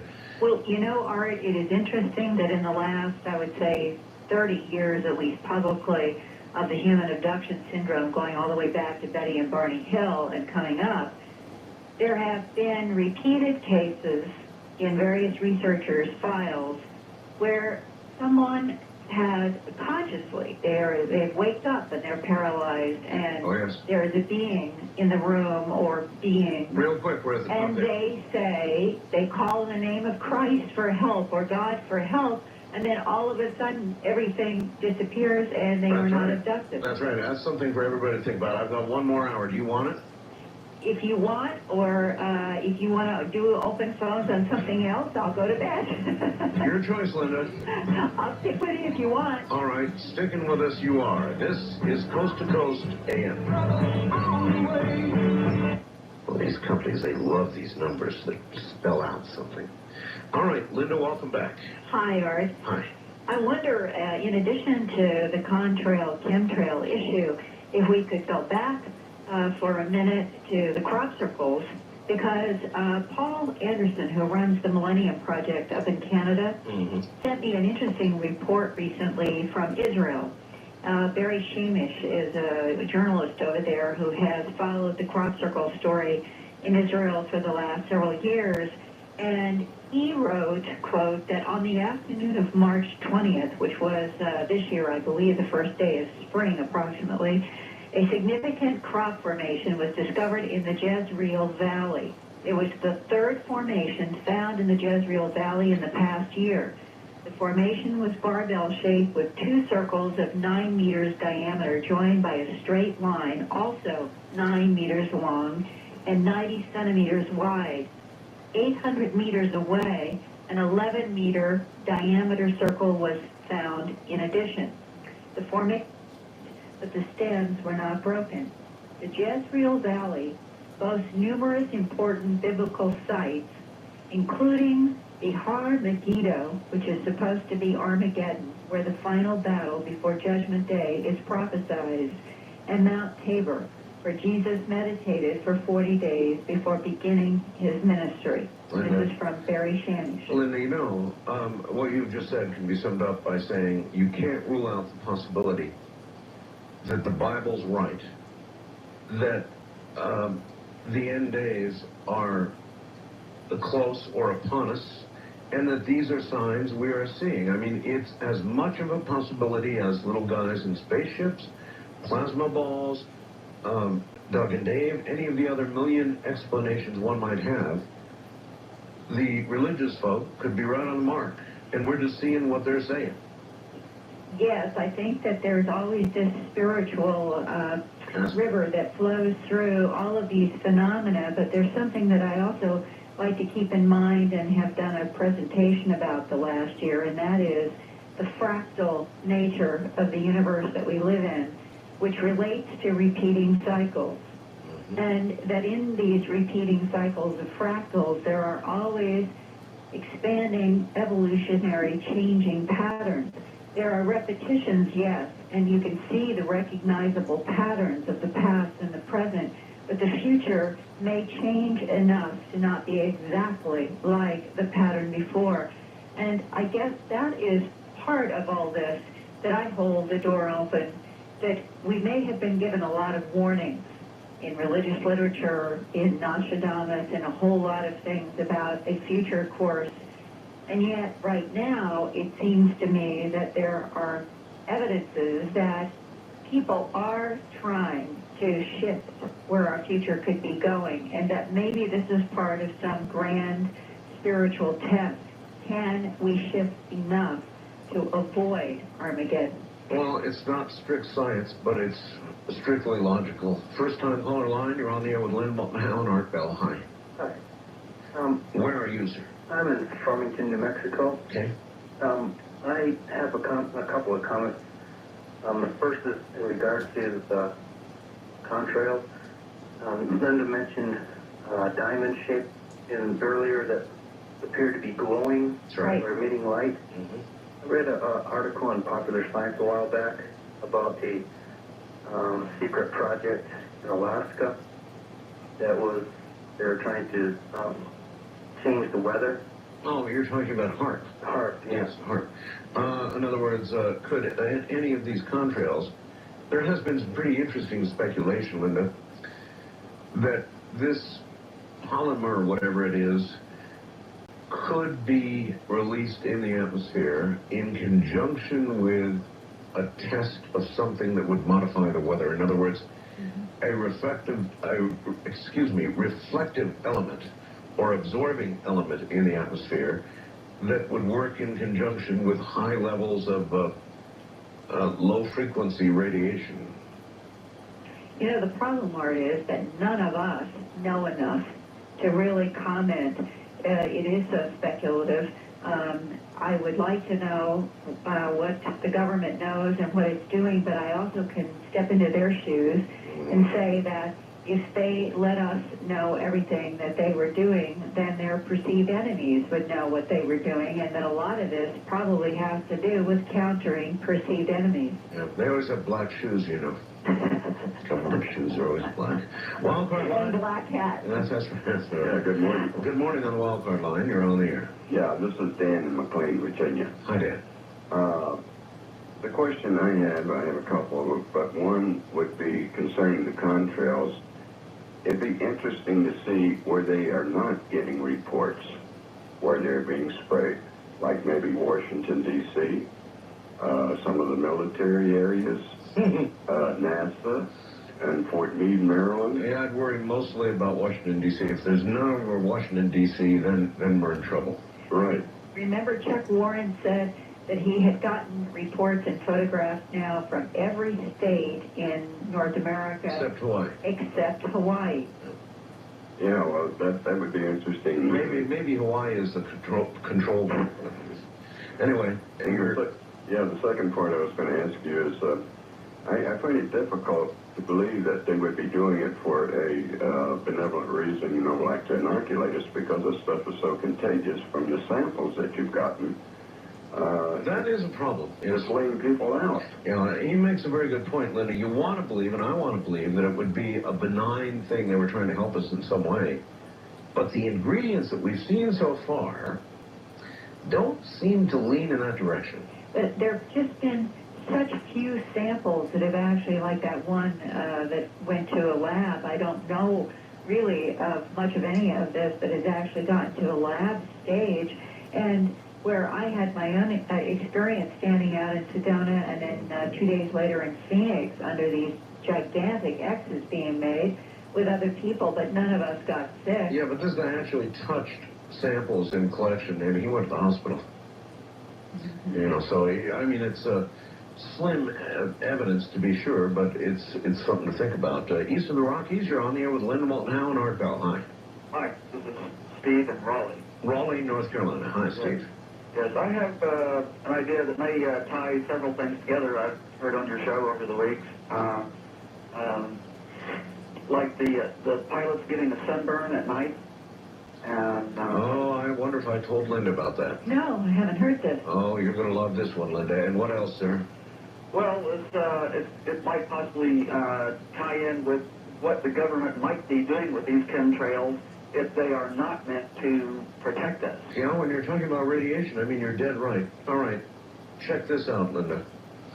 I got a fax from a first officer of an commercial air line that he didn't want to name, that flies a nightly route to Minneapolis, St. Paul, up in that area. And he said that, Art, last night, and I'm paraphrasing now, but I'm going to be very close. He said, the entire sky was lit up with northern lights, not the normal shimmery northern lights, but the entire sky was illuminated. And he said, the pilot told me he began to feel disoriented. And I began to feel disoriented. And this went on for some time and then cleared up when they landed the next night. I got another fax from a first officer, again, of a major airline. Not only did he say that they had experienced the same thing near the same route, but Linda, they wear headsets with a microphone. Right. This man, and these are nighttime flights, Linda, this man had sunburn on his face. Pretty serious sunburn, and you could see where his headphones were. It was white there and it burned around the rest of his face. Well, the only thing I know that could do that is microwave frequencies at some frequency level. Yeah. And that is a known effect from microwave frequencies. Yeah, but that's a lot of microwave, Linda. Well, that poses what was the frequency and the exposure, and what would have caused an intense brightening of the sky. Right. That was not related to the classic aurora borealis. Right. Those are the questions. And that the fact that there is sunburn is, to me, I don't think that anybody's ever reported aurora borealis causing sunburn. Check. I reacted the same way. Something to think about. Anyway, West of the Rockies, you're on the air with Linda Moulton Howe. Hi. Hi, Linda. This is Shane in Denver, 630 KL. KL, of course. You're going to have to yell at us a little, but go ahead. No problem. I have a couple of questions if you give me the chance. Going with theories that the cattle mutilations are some sort of environmental monitoring, has there been any increase in that since the chemtrail started? She'd be the one to answer. No. In fact, this has been an extremely quiet year. There have been some isolated cases of some unusual animal deaths.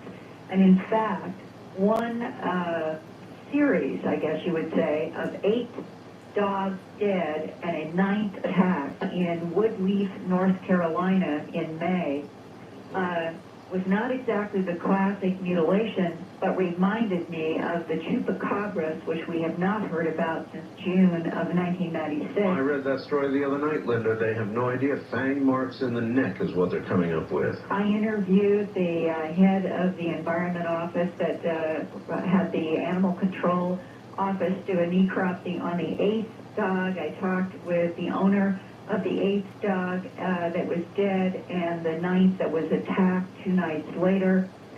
The description of the wounds is 1/4 of an inch wide, one penetrating approximately 4 inches into the chest of that 8th dog and taking a part of the heart.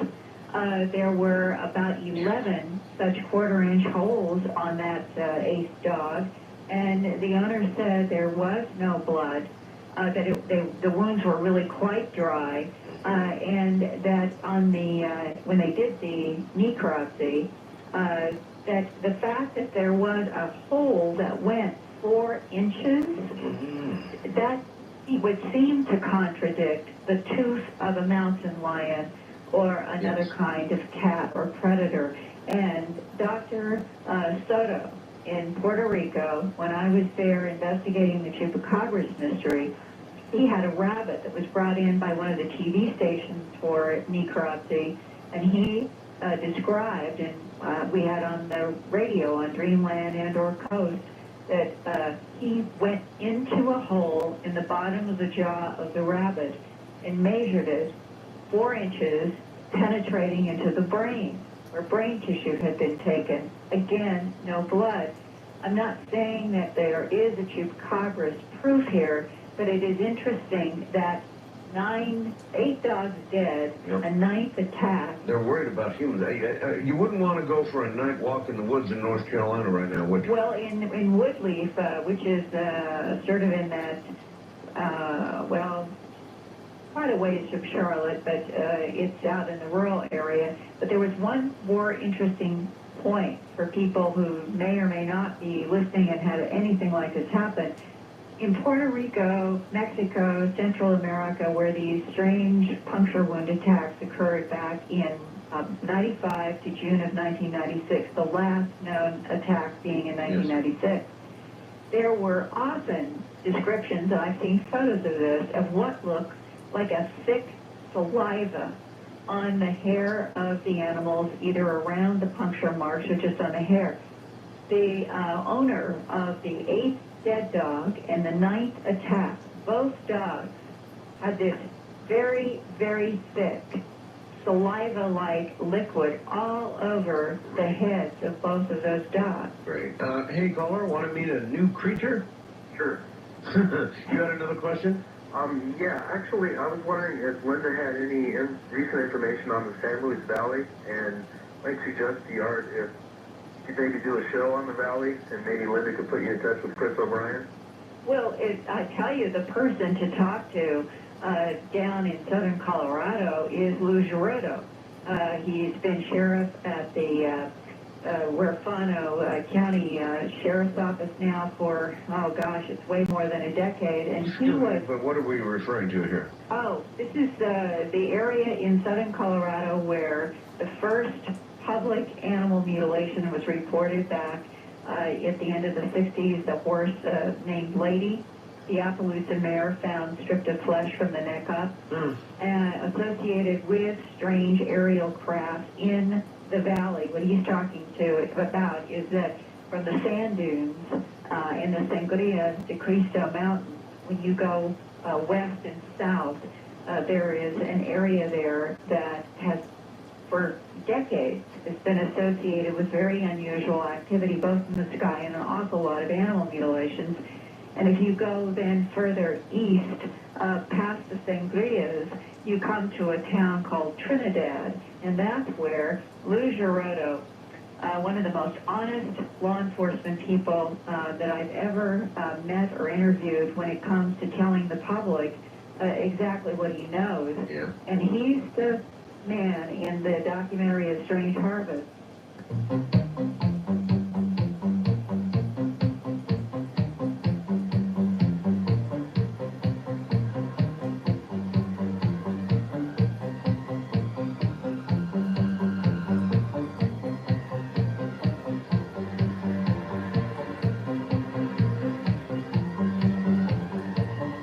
Welcome to Art Bell's Somewhere in Time.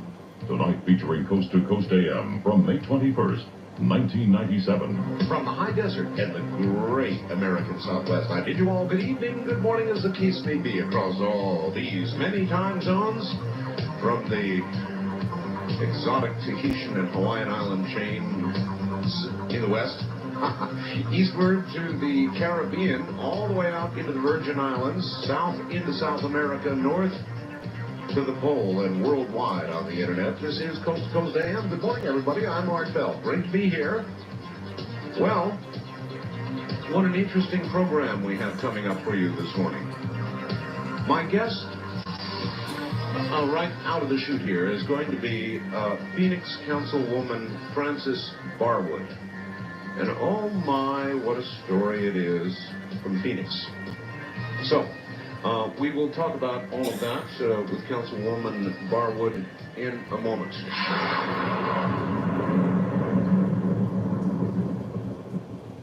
All right, most of the listeners of this program are very, very well aware of the incredible sightings over the city of Phoenix recently.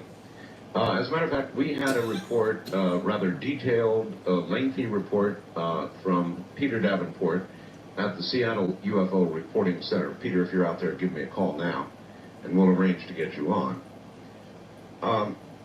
I should have called Peter earlier, but let me read you an article as a manner of introduction here from the Arizona Republic, that's the big paper in Phoenix, by Chris Fiscus, it looks like. Phoenix may have opened an X-file on recent UFO sightings over the city, but don't expect it to confirm the existence of Arizona-bound extraterrestrials. Councilwoman Frances Irma Barwood recently asked city staff to look into reports of bright lights in the city's March skies. The staff's finding: the city does not have an air force, therefore there isn't much to tell. Since, this is a quote, since the city does not have the resources or expertise to investigate source of light such as those that were reported, we depend on the United States Air Force to investigate all such matters. A 3-paragraph report to Barwood states. Luke Air Force Base officials, however, said they do not plan to investigate. The mystery began on a March night when calls began flooding into Luke, the National Weather Service, National UFO Reporting Center in Seattle. Callers reported bright lights in the form of a boomerang, with lights described as red-orange, red, white, or bluish-white. The calls came from Paulden, Prescott Valley, Dewey, Chino Valley, and other cities, including Phoenix, Glendale, and the East Valley. But the report from the city of Phoenix staff says there were fewer than 5 contacts. Concerned residents, not aliens, to the police department, reporting on or asking about these mysterious lights. A check with the city's aviation department also turned up little except a few calls. And the Federal Aviation Administration, which operates the control tower at Sky Harbor International Airport, did not report anything unusual. Barwood said she isn't surprised by the city's ultra-brief inquiry, saying she expected the staff to brush aside the issue. Is that not ridiculous, she asked. I thought they probably would say we're not going to investigate, which is basically what they said. It's still amazing to me that no one seems to be all that concerned. There definitely was something there. As to what it was, I don't have a clue. I'm kind of an open-minded skeptic. Barwood said she has received 50 calls, not 5, but 50. They all described the same thing, she said. The callers all reported something that was huge and made no noise.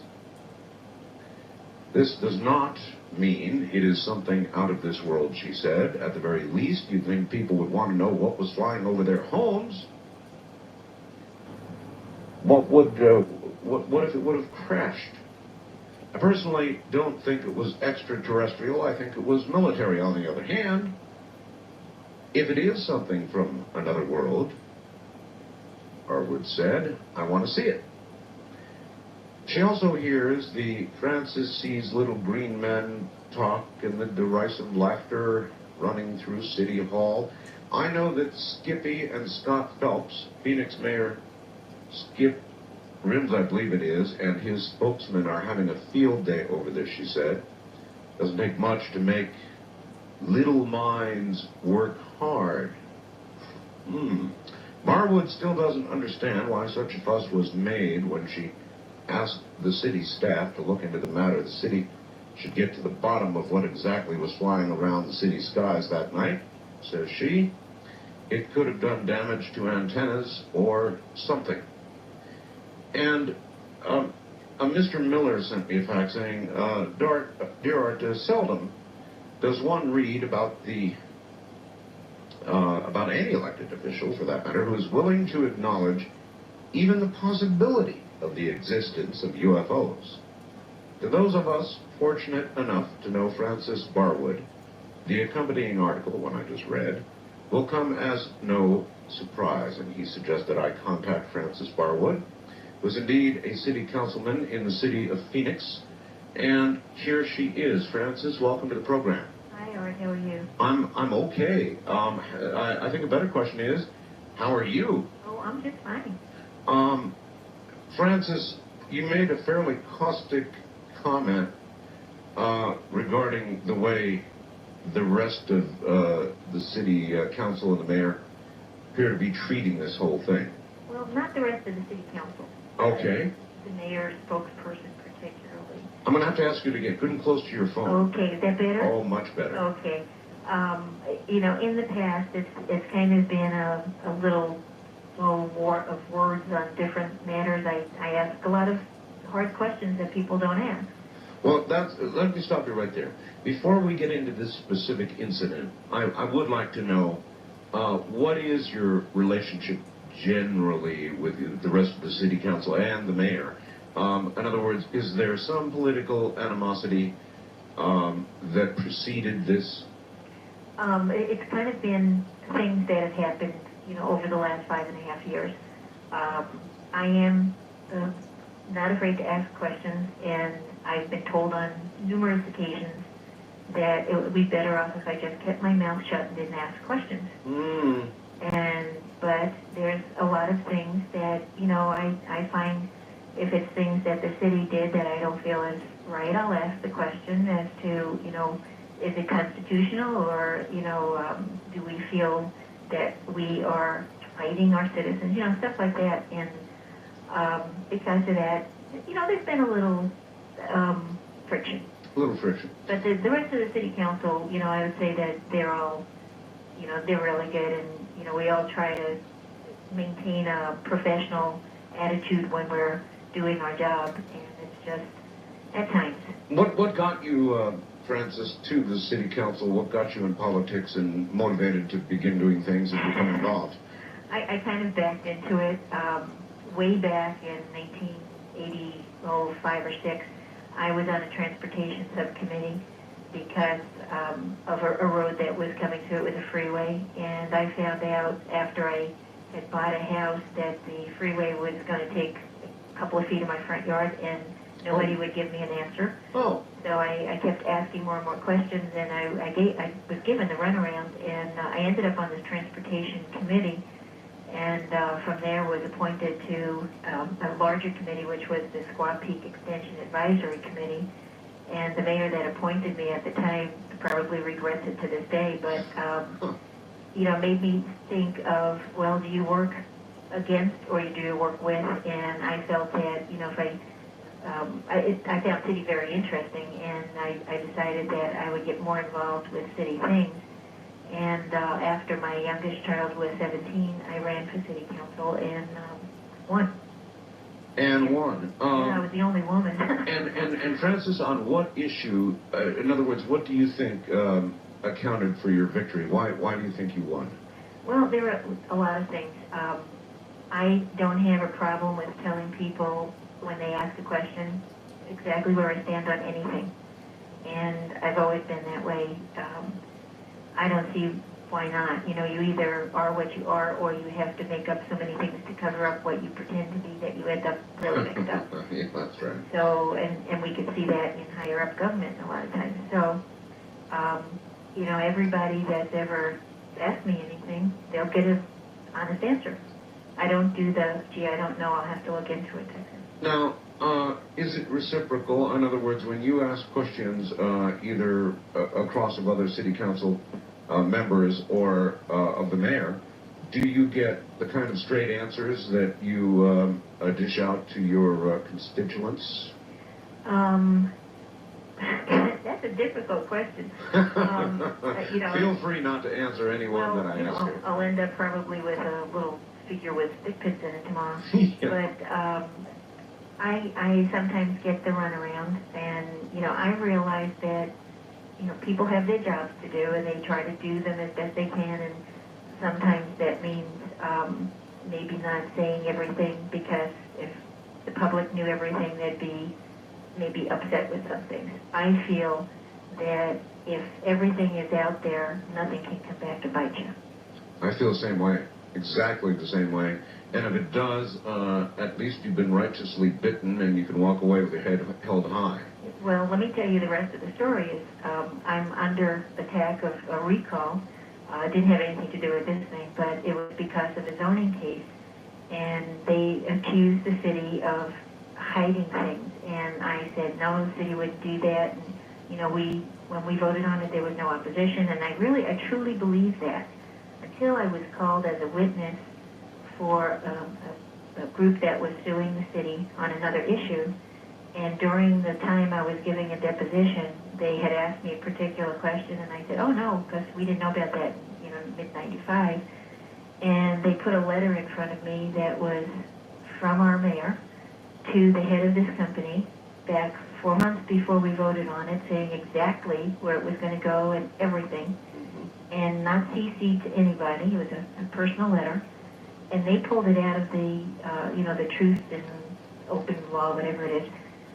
And at that point, I was furious. And that was kind of the straw that broke the camel's back. I just felt, you know, that was extremely dishonest on the mayor's part. He could have said right at the beginning, well, yes, I knew about this ahead of time, but he didn't.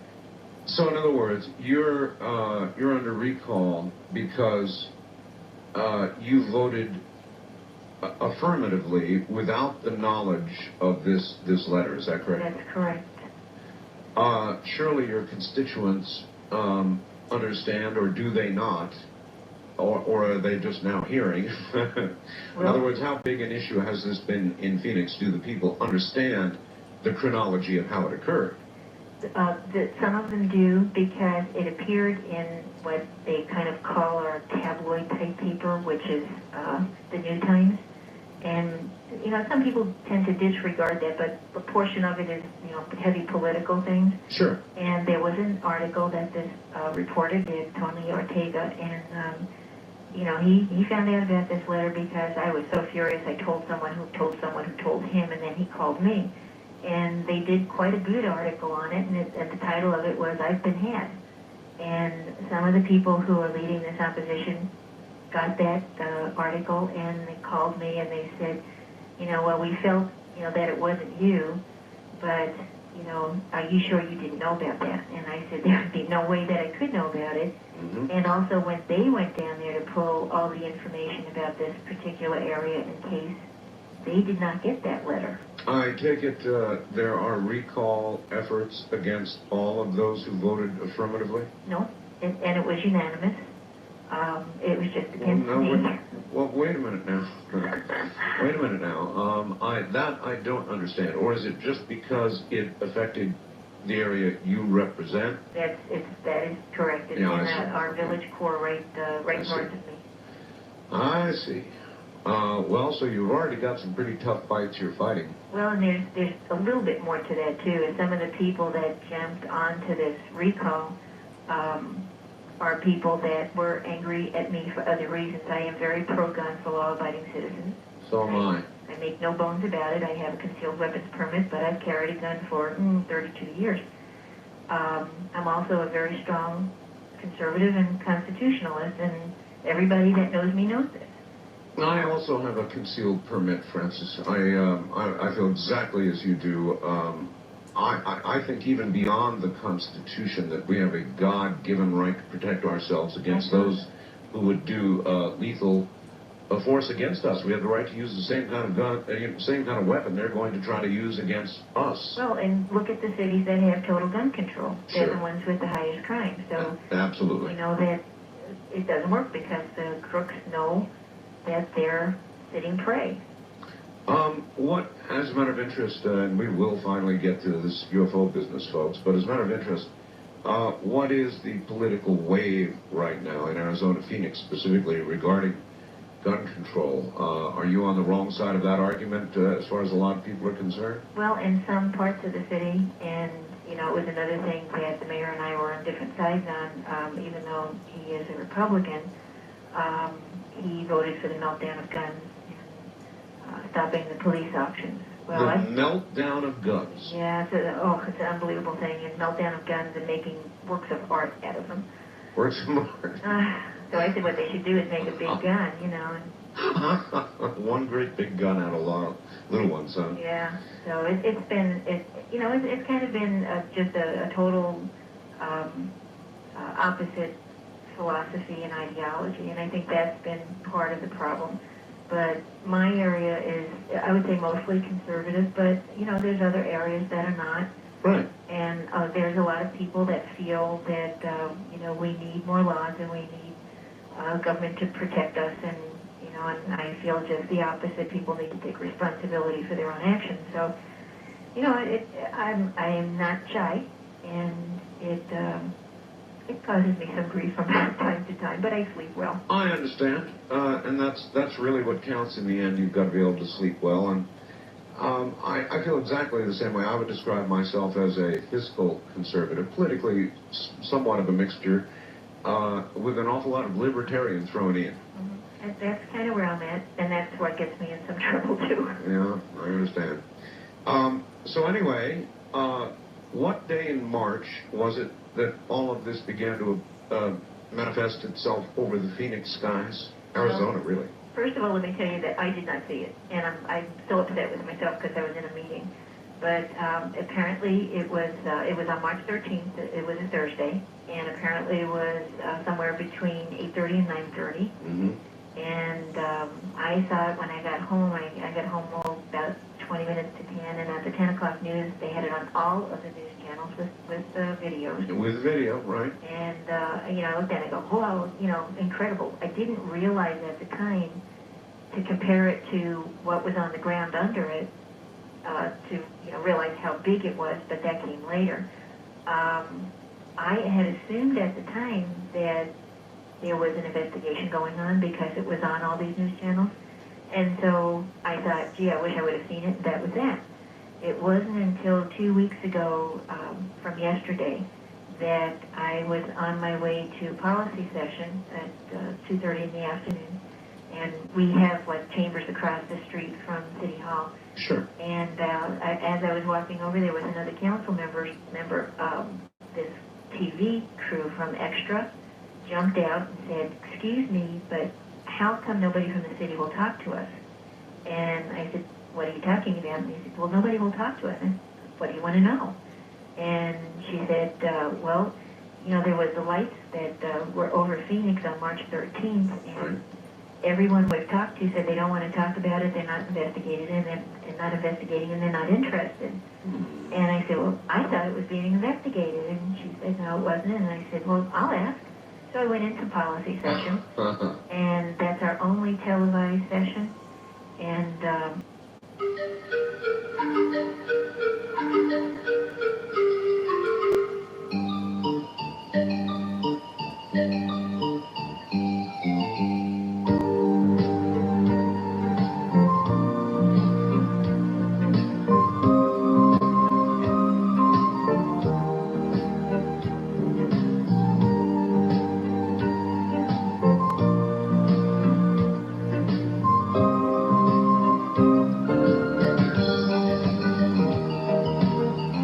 Listening to Art Bell, Somewhere in Time on Premier Radio Networks. Tonight, an encore presentation of Coast to Coast AM from May 21st, 1997. Good morning. And I would like to invite Phoenix to call, those of you who saw the lights and know about this situation.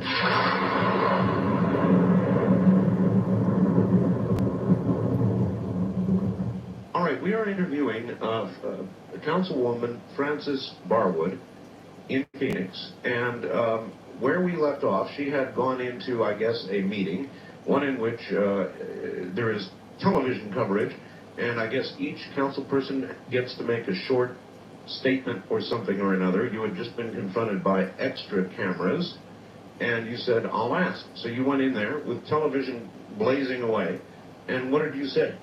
well, I said that I was stopped by a TV crew outside, and that they had asked about the lights that appeared over Phoenix on March 13th, and apparently nobody is doing an investigation.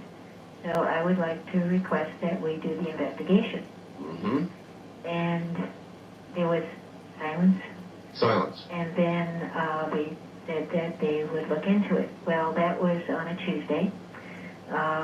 By the next day, I was told that I should not have asked that question. It was ridiculous. And then by some others that I opened Pandora's box. Who, look, slow it. Who first told you, and again, I'm going to ask you to get close to that phone. Oh, okay, I'm sorry. There you are. There you are. Just stay close to it, Francis. I need to talk louder. Project kind of like you were in the chambers without a mic. Okay. Who said it was a question better not asked? Another council person? No, it was a staff member. A staff member? And it's because I ask questions that, and I've done things that get me in a lot of trouble from time to time, but I think that they're the right things. Yeah, me too. And one of the things I did that they were very upset with me in the past was we had, I don't know if you know about the flag exhibit that went to the Phoenix Art Museum. Oh, I do. And I felt it was degrading, and it was in a city building, and it was at taxpayers' expense, and I felt it shouldn't be there. And so I opposed it very vocally, and that was the American flag. It was called Old Glory. In which people had to stand on it to sign something or another. Is that right? And they had one flag made out of human skin, and the guy wouldn't tell where he got the skin from.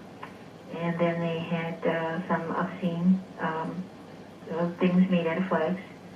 And it was just totally, it was definitely, to me, degrading our flag. And I have a hard problem with that. Well, I do too, Francis. Although I feel two ways about it. One, had it been on private property. Exactly. I really don't support a constitutional amendment to put people in jail for things they do to the flag, because I suppose freedom is not freedom unless it's really free. But on the other hand, when it's done at the expense of the taxpayer, it's kind of like the prayer in school argument, is it not? In other words, public schools are one thing, and the private sector is very much another. Well, I guess that's where I differ a little bit. I feel that freedom of religion and separation of church and state means that the government is not going to interfere if we want to pray. And so I feel a little bit different on that. And with the flag, you know, they kept saying, well, it's not at taxpayers' expense. But it was totally because the funding came from 3 universities back east, which were all taxpayer funded. And the building itself, it's owned by the city of Phoenix, which is the taxpayers on grant. Okay, but the point I was making is, for example, at Christmas, when there is some sort of display on city grounds, they usually order it removed because it is on public property. Mm-hmm. Isn't that true? Isn't that how they go after it usually? That's true. And yet with this, they felt that this was perfectly justified. I felt it was an embarrassment to the city. Sure. Fortunately, I was the only one on the council that felt that way. And I find that incredible. Well, I got beaten up pretty good about that one. But, you know, they did cartoons in the paper and all that. But I still, Did Benson do a cartoon on you? Isn't that fast? Well, we share that in common. That I've been down the Benson Road a few times myself. But I don't have a problem with that, because you know, that's what I believe in, and I feel, you know, that I was right, and that's that. The other thing was we have a National Memorial Veteran Cemetery here, and some developers tried to put a road right through the middle of it, and kind of underhandedly they went and did a court suit. They didn't put in the fact that that was a cemetery there, and they brought the plans from 1965, and the judge gave them the right to put this road through this, what looked like state land, but it wasn't. It was our National Veterans Memorial Cemetery. So another woman and I went out there and blocked the bulldozers, and you know, the veterans were definitely great. I mean, they came out there en masse. Unfortunately, the city was very upset with me, but the city was the one that gave them the permit to go through there, and they knew. I mean, they knew that that was a cemetery. Well, some of those people from this development group have joined on this recall also. So it's been kind of real interesting. I'm beginning to get the picture. Yeah. In other words, this recall may be about a whole lot more than what you originally stated. In other words, you may be a total thorn in their side. It was a vehicle for them to use. Yeah. And the recall was on hold because I am not running for another term, and my term will end in end of December. What are you going to do? Well, I'm either going to be a real person again, or I may go for one other office, but then that's it. But it was on hold because it was kind of ridiculous to have a recall being that there was going to be a regular election and Sure. I wasn't running anyway. Sure. Until the Monday after I asked the question, and it had appeared in the paper on that Saturday. All right. Has your experience with politics, Frances, made you cynical? It's made me aware that, I've got a sign in my kitchen that says, I love my country, but I fear my government. Mm-hmm. And I think, government has gotten too much power, and people are too afraid of things. I mean, I have been warned by so many people, like, just watch your back. And one pilot said to me, watch your six. Well, I didn't know what a six was until another pilot explained it to me. Mm-hmm. And, it's really sad to feel that way, because people are supposed to be the bosses. And somewhere along the line it has totally reversed, but it's reversed all the way to where the city is supposed to be the main power, the state, the secondary, the federal, the third, and the people are over all of that, and it's totally reversed where the federal government is, on top of everything and total power and over everybody else, and it's just... Frances, I've been warned a million times too. Don't talk about this, or don't talk about this. Don't open this up, or you're going to be history. And I've ceased caring. Me too. I figure, you just... to me, life is a learning experience, and if you're going to be afraid of everything, I mean, I've been shot at my front door, not because of this. This happened, back a ways. I've had my tires spiked. I've had dog crap thrown all over my driveway. I've had so many death threats that it's, gets to be... Yeah, I've got a nice big file too. Yeah, and the thing is that... You can't go crawl in a corner. And you can't, and... Life goes on. That's right. All right, so you went in and you requested they investigate publicly. You requested that they investigate what occurred in Phoenix, and you got a deathly silence, I guess, and you got people saying you shouldn't be bringing this subject up, and then what? Well, little odds and ends, little snickers and stuff like that, which that I understand that, but it came out that I asked about UFOs, and I never, ever said that. What I said was, there were these lights that were over Phoenix and traveling very slow, and, they're not investigating. We should look into it. Now, I would think, being the city, that at least there would be some concern as to if this was an airplane and it was, in our airspace, overpopulated area where it shouldn't be, something's wrong here, we have to look into it. I couldn't agree more. Now, did they look into it? What did the Air Force Base say? They said, is the article correct? They said, we just don't know anything about it, we're not investigating, or what? That's true. They issued a press release and said it wasn't anything we had anything to do with, and we're not investigating. And, every department that they called to find out, the news media called to find out, it was the same thing, including the city of Phoenix, but I didn't know that at the time. And I just couldn't understand it because I'm kind of inquisitive by nature. Well, I don't understand it now. The Air Force had something called Project Blue Book that looked into UFOs many, many years ago. And the conclusion was that, yes, there were a percentage of sightings that simply could not be explained, but, according to the Air Force, they did not, whatever they were, represent a threat to national security. And I have a very hard time with that one. if something is above our airspace, and in this case above your city, and it's massive, and it doesn't represent a threat to national security, then what does? Mm-hmm. Well, yeah, how do they know? Exactly. What does represent a threat to national security? I mean, I thought the whole idea of the Air Force was to maintain control of our airspace. Mm-hmm. Now, maybe I'm missing something here.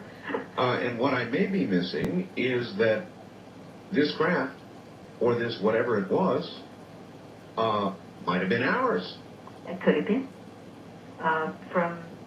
When the article appeared in the paper a week ago Saturday, I wasn't even up yet when I started getting phone calls. And people started calling me from all over the state, to the north, all the way from Prescott and Prescott Valley, and to the west, and to the east, and it went from Kingman to Mesa, all the way down to Gila Bend. Listen, I want to tell you, I had gazillions of faxes and emails and phone calls, and in this article it says, quoting, but the report from the city of Phoenix staff says there were fewer than 5 contacts to the police department, so the reporting or even asking about the mysterious lights. 5 calls, Francis? I can only go by what the report says, and I would think that because of the description of this, that people were more, they called the TV stations. And I think they were more curious as to what it was than afraid, because, well, let me tell you what people described to me. Sure. And this is real interesting. All these people hadn't talked, because I asked them if they talked to Skywatchers or MUFON or the UFO Reporting Center. They had not, and some of them did towards the end, but the first ones that called me did not. And they said they didn't tell anybody because they were, thought that people would think they were crazy. And they all said the same thing. It had 3 to 7 lights. One person said maybe 9. They were amber or white. It was a triangle or boomerang shape. Mm-hmm.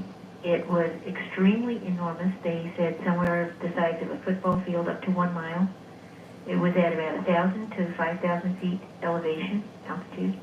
But they all said the same thing. Absolutely no noise. And the man that called me from Prescott Valley was outside with some friends, and he said that the way they noticed this thing was it had no lights on it. They were all off. They noticed, because it's a higher altitude up there, and it blocked out the stars. And he said it was so huge that they just kept watching it, and it moved so slow and no noise. He said, we couldn't figure out what the heck was going on. All right, now that conflicts with a little bit of what I've heard. I heard the initial explanation was these were military flares. Now, there's something else that went on at that night. And that's where a lot of people, I think, got a little confused. There were lights in a place that we call South Mountain or Estrella, one of those two. Some people feel that those were flares, but that was much later at night and had nothing to do with this as far as we can tell. Flares do not block out the stars. No. And there were so many people that actually caught sight of a shape that, there's no doubt to me, because of all the phone calls, that this was something, to me it was a huge stealth bomber from what they described. But the pilots that called me, and the ex-military, and one very prominent person in Phoenix, they all said the same thing, was that when they first saw it, they thought that it was a plane formation coming. Right. And as it got closer, they realized that these lights were on one object. They didn't move separate from each other. They were fixed. Mm-hmm. And as it got closer yet, this one guy said, I was a pilot for 27 years, and he said, I have never in my entire life seen anything as huge as this. So I said, how big would you say it was? And he said, I would say close to 1 mile. Oh my. That sounds like something from Independence Day almost, doesn't it? Well, and okay, now I had to say, I was at a meeting where this guy was totally panicked. And he said, this is really scary, this is awful, this is like, and I said, listen, if by some chance it did come from somewhere else, and they had the power to get all the way to here, and I'm afraid to fly, so, you know, and they got here, and they flew over a populated area, and they were so obvious so that, you know, we actually saw them, except I didn't, but, you know, that people actually saw them. They could have wiped us out in the shot, and they didn't, so they can't be dangerous. And he goes, oh, okay. So that's kind of my philosophy. I am real curious, and I think if it was something that wanted, you know, to do harm, they would have done it. They would have done it. They would have done it. But still, the quest for knowledge alone seems to be getting you in trouble. I mean, even to ask, and I will agree with you also on this. You never said UFO. No. You never said spaceship. But I noticed that the Arizona Republic headlines it, a CBD probe of UFOs is grounded. Staff tells councilwoman Phoenix can't investigate UFO sightings. UFO is plastered all over the article. Mm-hmm. I think that it's, you know, the old how do we sell newspapers type thing. And, you know, I wish that, first of all, the Republic did not even cover it until 5 days after. And, I mean, it was all on all the TV shows. Yeah, that's another good question. What a lot of people in Phoenix called me and asked about that. Yeah, that I still don't understand till this day. But maybe they were waiting for Benson to finish his cartoon. I guess. But it, you know, it's real curious to me. It's just real curious. I figure, hey, why not? Let's look at the whole darn thing and, you know, do process of elimination. And if it is a, you know, some military thing, well, then the military should say, hey, listen, it was one of ours, we're doing some secret stuff. And I think, okay. In my whole life, Francis, I've only seen one thing. It was, guess what? A triangle. Several years ago now. About 150 feet above me, totally noiseless. My wife saw it with me. We watched it pass above our heads and float across the valley. Not fly, float. This thing was doing about 30 miles an hour. That's what they say with this. Oh, really? Very slow. Very slow and utterly quiet. I mean, out here where I am, you can hear crickets at a quarter mile, and I could hear them as this thing came directly over our head. No known propulsion system that I'm aware of can do that. Francis, I want you to hold on because I want to take some calls from Phoenix, all right? So stay right there, and we'll do a little more after the top of the hour. My guest is a Phoenix councilwoman named Frances Barwood, who appears to be in some trouble for just asking questions about what happened over Phoenix. If you are one of the 5 people, you can put that one in quotes, who saw this object, I would very much appreciate a call from you at about this point, and we'll get you on the air after the top of the hour. From the high desert, I'm Art Bell. You're listening to Art Bell, Somewhere in Time on Premier Radio Networks. Tonight, an encore presentation of Coast to Coast AM from May 21st, 1997.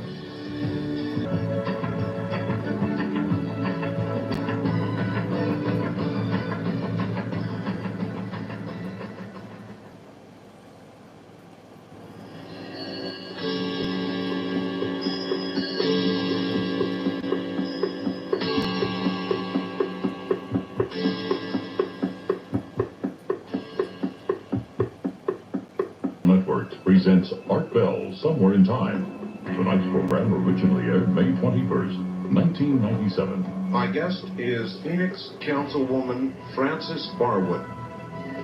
She had the guts to ask a few questions that seemed to have her in all kinds of trouble. Aside from what other political troubles may be looming on the horizon, she dared to ask about the lights, the massive, massive lights that appeared over the city of Phoenix. It's a big city, folks. A couple million people in the Phoenix area. And so we're talking with her, and there's more to the story. Stand by.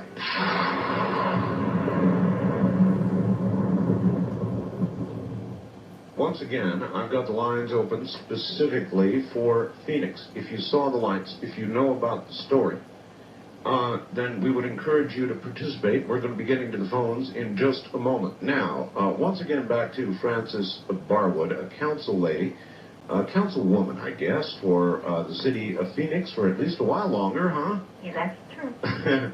Now, you mentioned to me before the program something about air traffic controllers. I had heard that there was no radar acquisition of these at all. What do you know about that? That's true. And when Extra did its follow-up story on our Channel 12 out here, they had the 2 flight controllers that were on duty that night, and they asked them, you know, if they picked up anything on radar, and they said no, absolutely nothing, but they saw it visually. They saw it, but they picked up nothing on radar. Right. And, I mean, We're talking about the actual controllers here. The guys, I mean, they were on Extra, and I was really surprised because I did not know that they had interviewed them. So it was like, wow, you know, but there were people who lived down past the airport, one man in particular. He said he was going to go to bed, it was 8:30, went to turn off the TV, and he looked out his window and he saw what he thought was a big jumbo jet going to crash. He grabbed his wife and said, let's get out of here, and they went outside, and he said it leveled off, and it kept coming, and it kept getting, you know, as it got closer, bigger and bigger and bigger. He said it was absolutely humongous, and it went over him, and he said absolutely no noise. Okay. This is not like some poor little fellow out in the middle of the desert where I am here, having some sort of encounter that he cannot explain. That happens all the time. It's one person. But here we're talking about a city. What is the rough population of Phoenix? Around 2 million in the area, isn't it?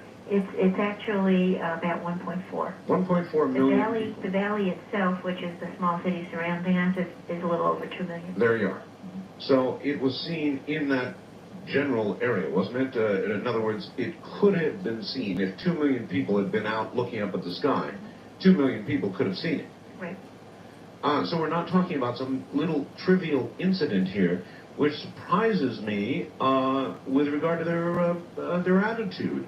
Now, I've got to ask you this, Frances. Do you think that they know more than they're telling? In other words, that the Air Force came to perhaps the mayor or somebody at that level and said, look, it's something we were doing. We can't talk about it. We don't want publicity about it, which might account for the Arizona Republic's halting reporting, delayed reporting. I don't know. I'm just, stabbing in the dark here. It's such a large incident over such a big city that the response is a little puzzling. Well, yeah, and I think, people's imaginations go wild when you don't tell them anything. Yes, and of course. I think that, people being fairly sensible most of the time, if the military would say, hey, listen, we were doing something, really sorry, but quite the opposite. They issued a press release saying, it wasn't us, we didn't do it, and we're not going to investigate. Okay, so, no, but again, going back to my question, do you think it's possible that, in other words, do you, behind the scenes, have the feeling the mayor might know more than he's saying about this, for example? I honestly don't know, and I didn't see any clue to that, so I really don't know. Okay. Let's talk to a few people, at least 5, in Phoenix. On the first-time caller line, you're on the air with Frances Barwood. Hello? How you doing, sir? All right. Where are you? I'm in Phoenix. All right. Yeah. I was at Cloven putt-putt with my little 2-year-old son when we saw it. And what did you see? We saw huge light. It wasn't just me. Probably about 60 other people over there saw it. Everybody just looked up. 60 other people? Yeah, about 60. They were at the putt-putt. It's a putt-putt driving range as well. Uh-huh. So in other words, you were outside. Yeah. Obviously, you would see such things. No, yeah. And how big would you say it was? It was quite a ways from us, but if I had to guess, actually, put it this way, it scared the heck out of us. Actually, guess at 2 things. How high in the sky did it seem, if you had to guess about that? I'd guess probably about 3,000 feet up in the air. 3,000 feet? Yeah, from where we were. And, you know, this stuff it's just been weird here, and it's about time somebody in government, I guess, you know, talks about something, at least, you know, poses a question to some of the powers that be, because this is obviously something that's really happening, and I don't think it's the military. If it was the military, well, then the least they could do is say so. It's a classified project. Yes, it was us. Exactly. I mean, that would be the reasonable thing to do, instead of being, you know, invasive. Like, well, they aren't even being invasive. They said it wasn't them at all. Even that's puzzling, because you would think if the military was doing it, that they would not do it directly over the city of Phoenix, of all places. I mean, there's a lot of barren land for them to do that kind of thing in. Certainly. It's just, all I can say is everybody here is, that I know is kind of like in denial. We really don't want to believe it, but it's scaring the heck out of us if it's, you know, if it's a UFO, and that might, you know, explain some of the denial. People don't want to believe in that kind of stuff. Anyway, could I ask a question? Yeah, sure, go ahead. Could I ask you, my phone number is in the phone book, could you give me a call? Sure. And I'd really like to kind of hear everything that you saw. Okay. Really? I'm keeping track of everybody. Are you? Certainly. All right, caller, thank you, and thank you for the support. So you really want to hear from people who saw this? Oh, absolutely. You're going to get a lot of calls, Francis. I have gotten a lot of calls, but that's okay, because I really feel that, for one thing, people are relieved to talk about it. And it's kind of, they've been afraid to say anything to anybody, and I would say most of my calls, when they called, they said, you know, we didn't say anything to anybody because we're just so afraid that somebody would laugh at us and think we're crazy. So just by talking about it, that's one thing. But, you know, it helps to get everybody where they were at the time, and the angle they saw it at, and the group Skywatchers is doing like kind of a big map where they're marking all where the people were and where they saw it. And you should know you're not alone, Francis. There's a congressman named Schiff in New Mexico who has run into some brick walls trying to ask questions about what occurred at Roswell. So many brick walls that, you know, he was just doing a casual request for information, and the brick wall was so hard and so thick that he became suspicious and began digging deeper, and lo and behold, the records of the time in question, unfortunately, were destroyed. In total. It was an amazing story. So you're not the only one, but you are a very brave one, because not too many people in government at any level are willing to even open their mouths and ask a question like this. Well, you know, I don't consider myself brave, because to me it's kind of, that's the way it should be. But I'm also a Christian, and somebody said, well, how can you, you know, even think that this could be from somewhere else? And I said, well, I didn't say that, but you know, people are the only ones that limit God to earth. He's supposed to be the God of the universe. Here. And if, you know, he could put us here, why couldn't he put some people other places? And so, you know, while I've never seen anything, and I'm totally skeptical, I do want to see something. I feel, you know, let's just keep an open mind and look at everything. I share that view. Wildcard Line, you're on the air with Councilwoman Frances Barwood. Hello. Hi, Art. Hi. Come to Mesa, Francis, so I'll vote for mayor for you over there. You're in Mesa, huh? Right. I saw the light, and at the time I didn't think anything of them much. It wasn't 7-10 days later when I saw something on the news, a clip, talking about it. And I thought, well, that must have been those lights I saw. And but at the time I didn't think anything about it. The only unusual thing was I didn't hear any noise. What I thought it was, I stepped outside in the backyard to check out Hell Buff one of the last times, and it was starting to fade away at that time. In northwest sky, where I was looking for the comet, I saw the lights about 5 to 7, and at the time it appeared to me as National Guard copters, which usually fly on the weekends, which we see all the time, in a formation. So that's what I thought it was. The unusual thing for me was that it was at night, which I usually don't see them at night, and there was no noise at all. But it wasn't odd enough for me to even tell anybody about it. Let me ask you this, caller. Yeah. Are you surprised by the city's lack of reaction or muted reaction to Councilwoman Barwood's request for some sort of investigation? I am surprised about that. And the only other thing that concerns me is with the direction I saw it, which took it directly over Sky Harbor from my vantage point. And I would think radar would have seen something on their screen. That's the unusual thing that kind of... Well, now, let's think about that for a second. The United States has now craft that it flies that are not detectable by conventional radar. Right. If we have that, then it's equally possible that it was ours or somebody else's, but you've got to imagine somebody who could get here would have it, at the very least, the ability not to be noticed on radar if they wished it to be so. I mean, if we can have that technology, they can, right? Well, that's true, but I would think, I'm thinking it's probably something of ours, but I don't know why the government or whoever wouldn't come out and just say, yeah, it's secret, or we're not going to talk about it, instead of just playing dumb about it. And they were being kind of obvious. Right, that seems strange. But I watched it for a good 5 minutes, fly clear to the north and directly straight line to the south towards Tucson, till it went out the horizon. All right. I would have thought I'd grab my video camera, but I didn't even think, Well, apparently lots of people, or at least enough people, did grab video cameras, and there's plenty of footage circulating around. Although, I must say, after the initial running of the footage, it's like you didn't see it again. And this is one of the more massive sightings anywhere in a long time. And suddenly the footage kind of disappeared from the radar scopes, no pun intended. Yeah, I never saw any of the video myself to compare to what I saw. I wish I could have seen some of it. Mm-hmm. Contact Frances Barwood. She needs the support.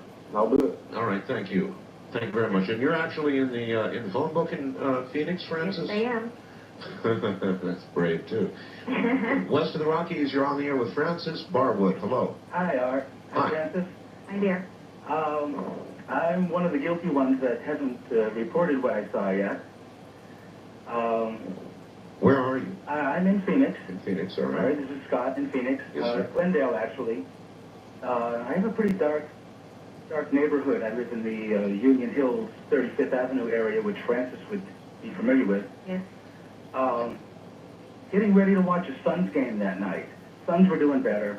8:30 right on the nose, and my wife is talking on the phone in the backyard. She says, "Come out and look at this. What is this?" And I look at it, and it's a V-shaped formation of light. About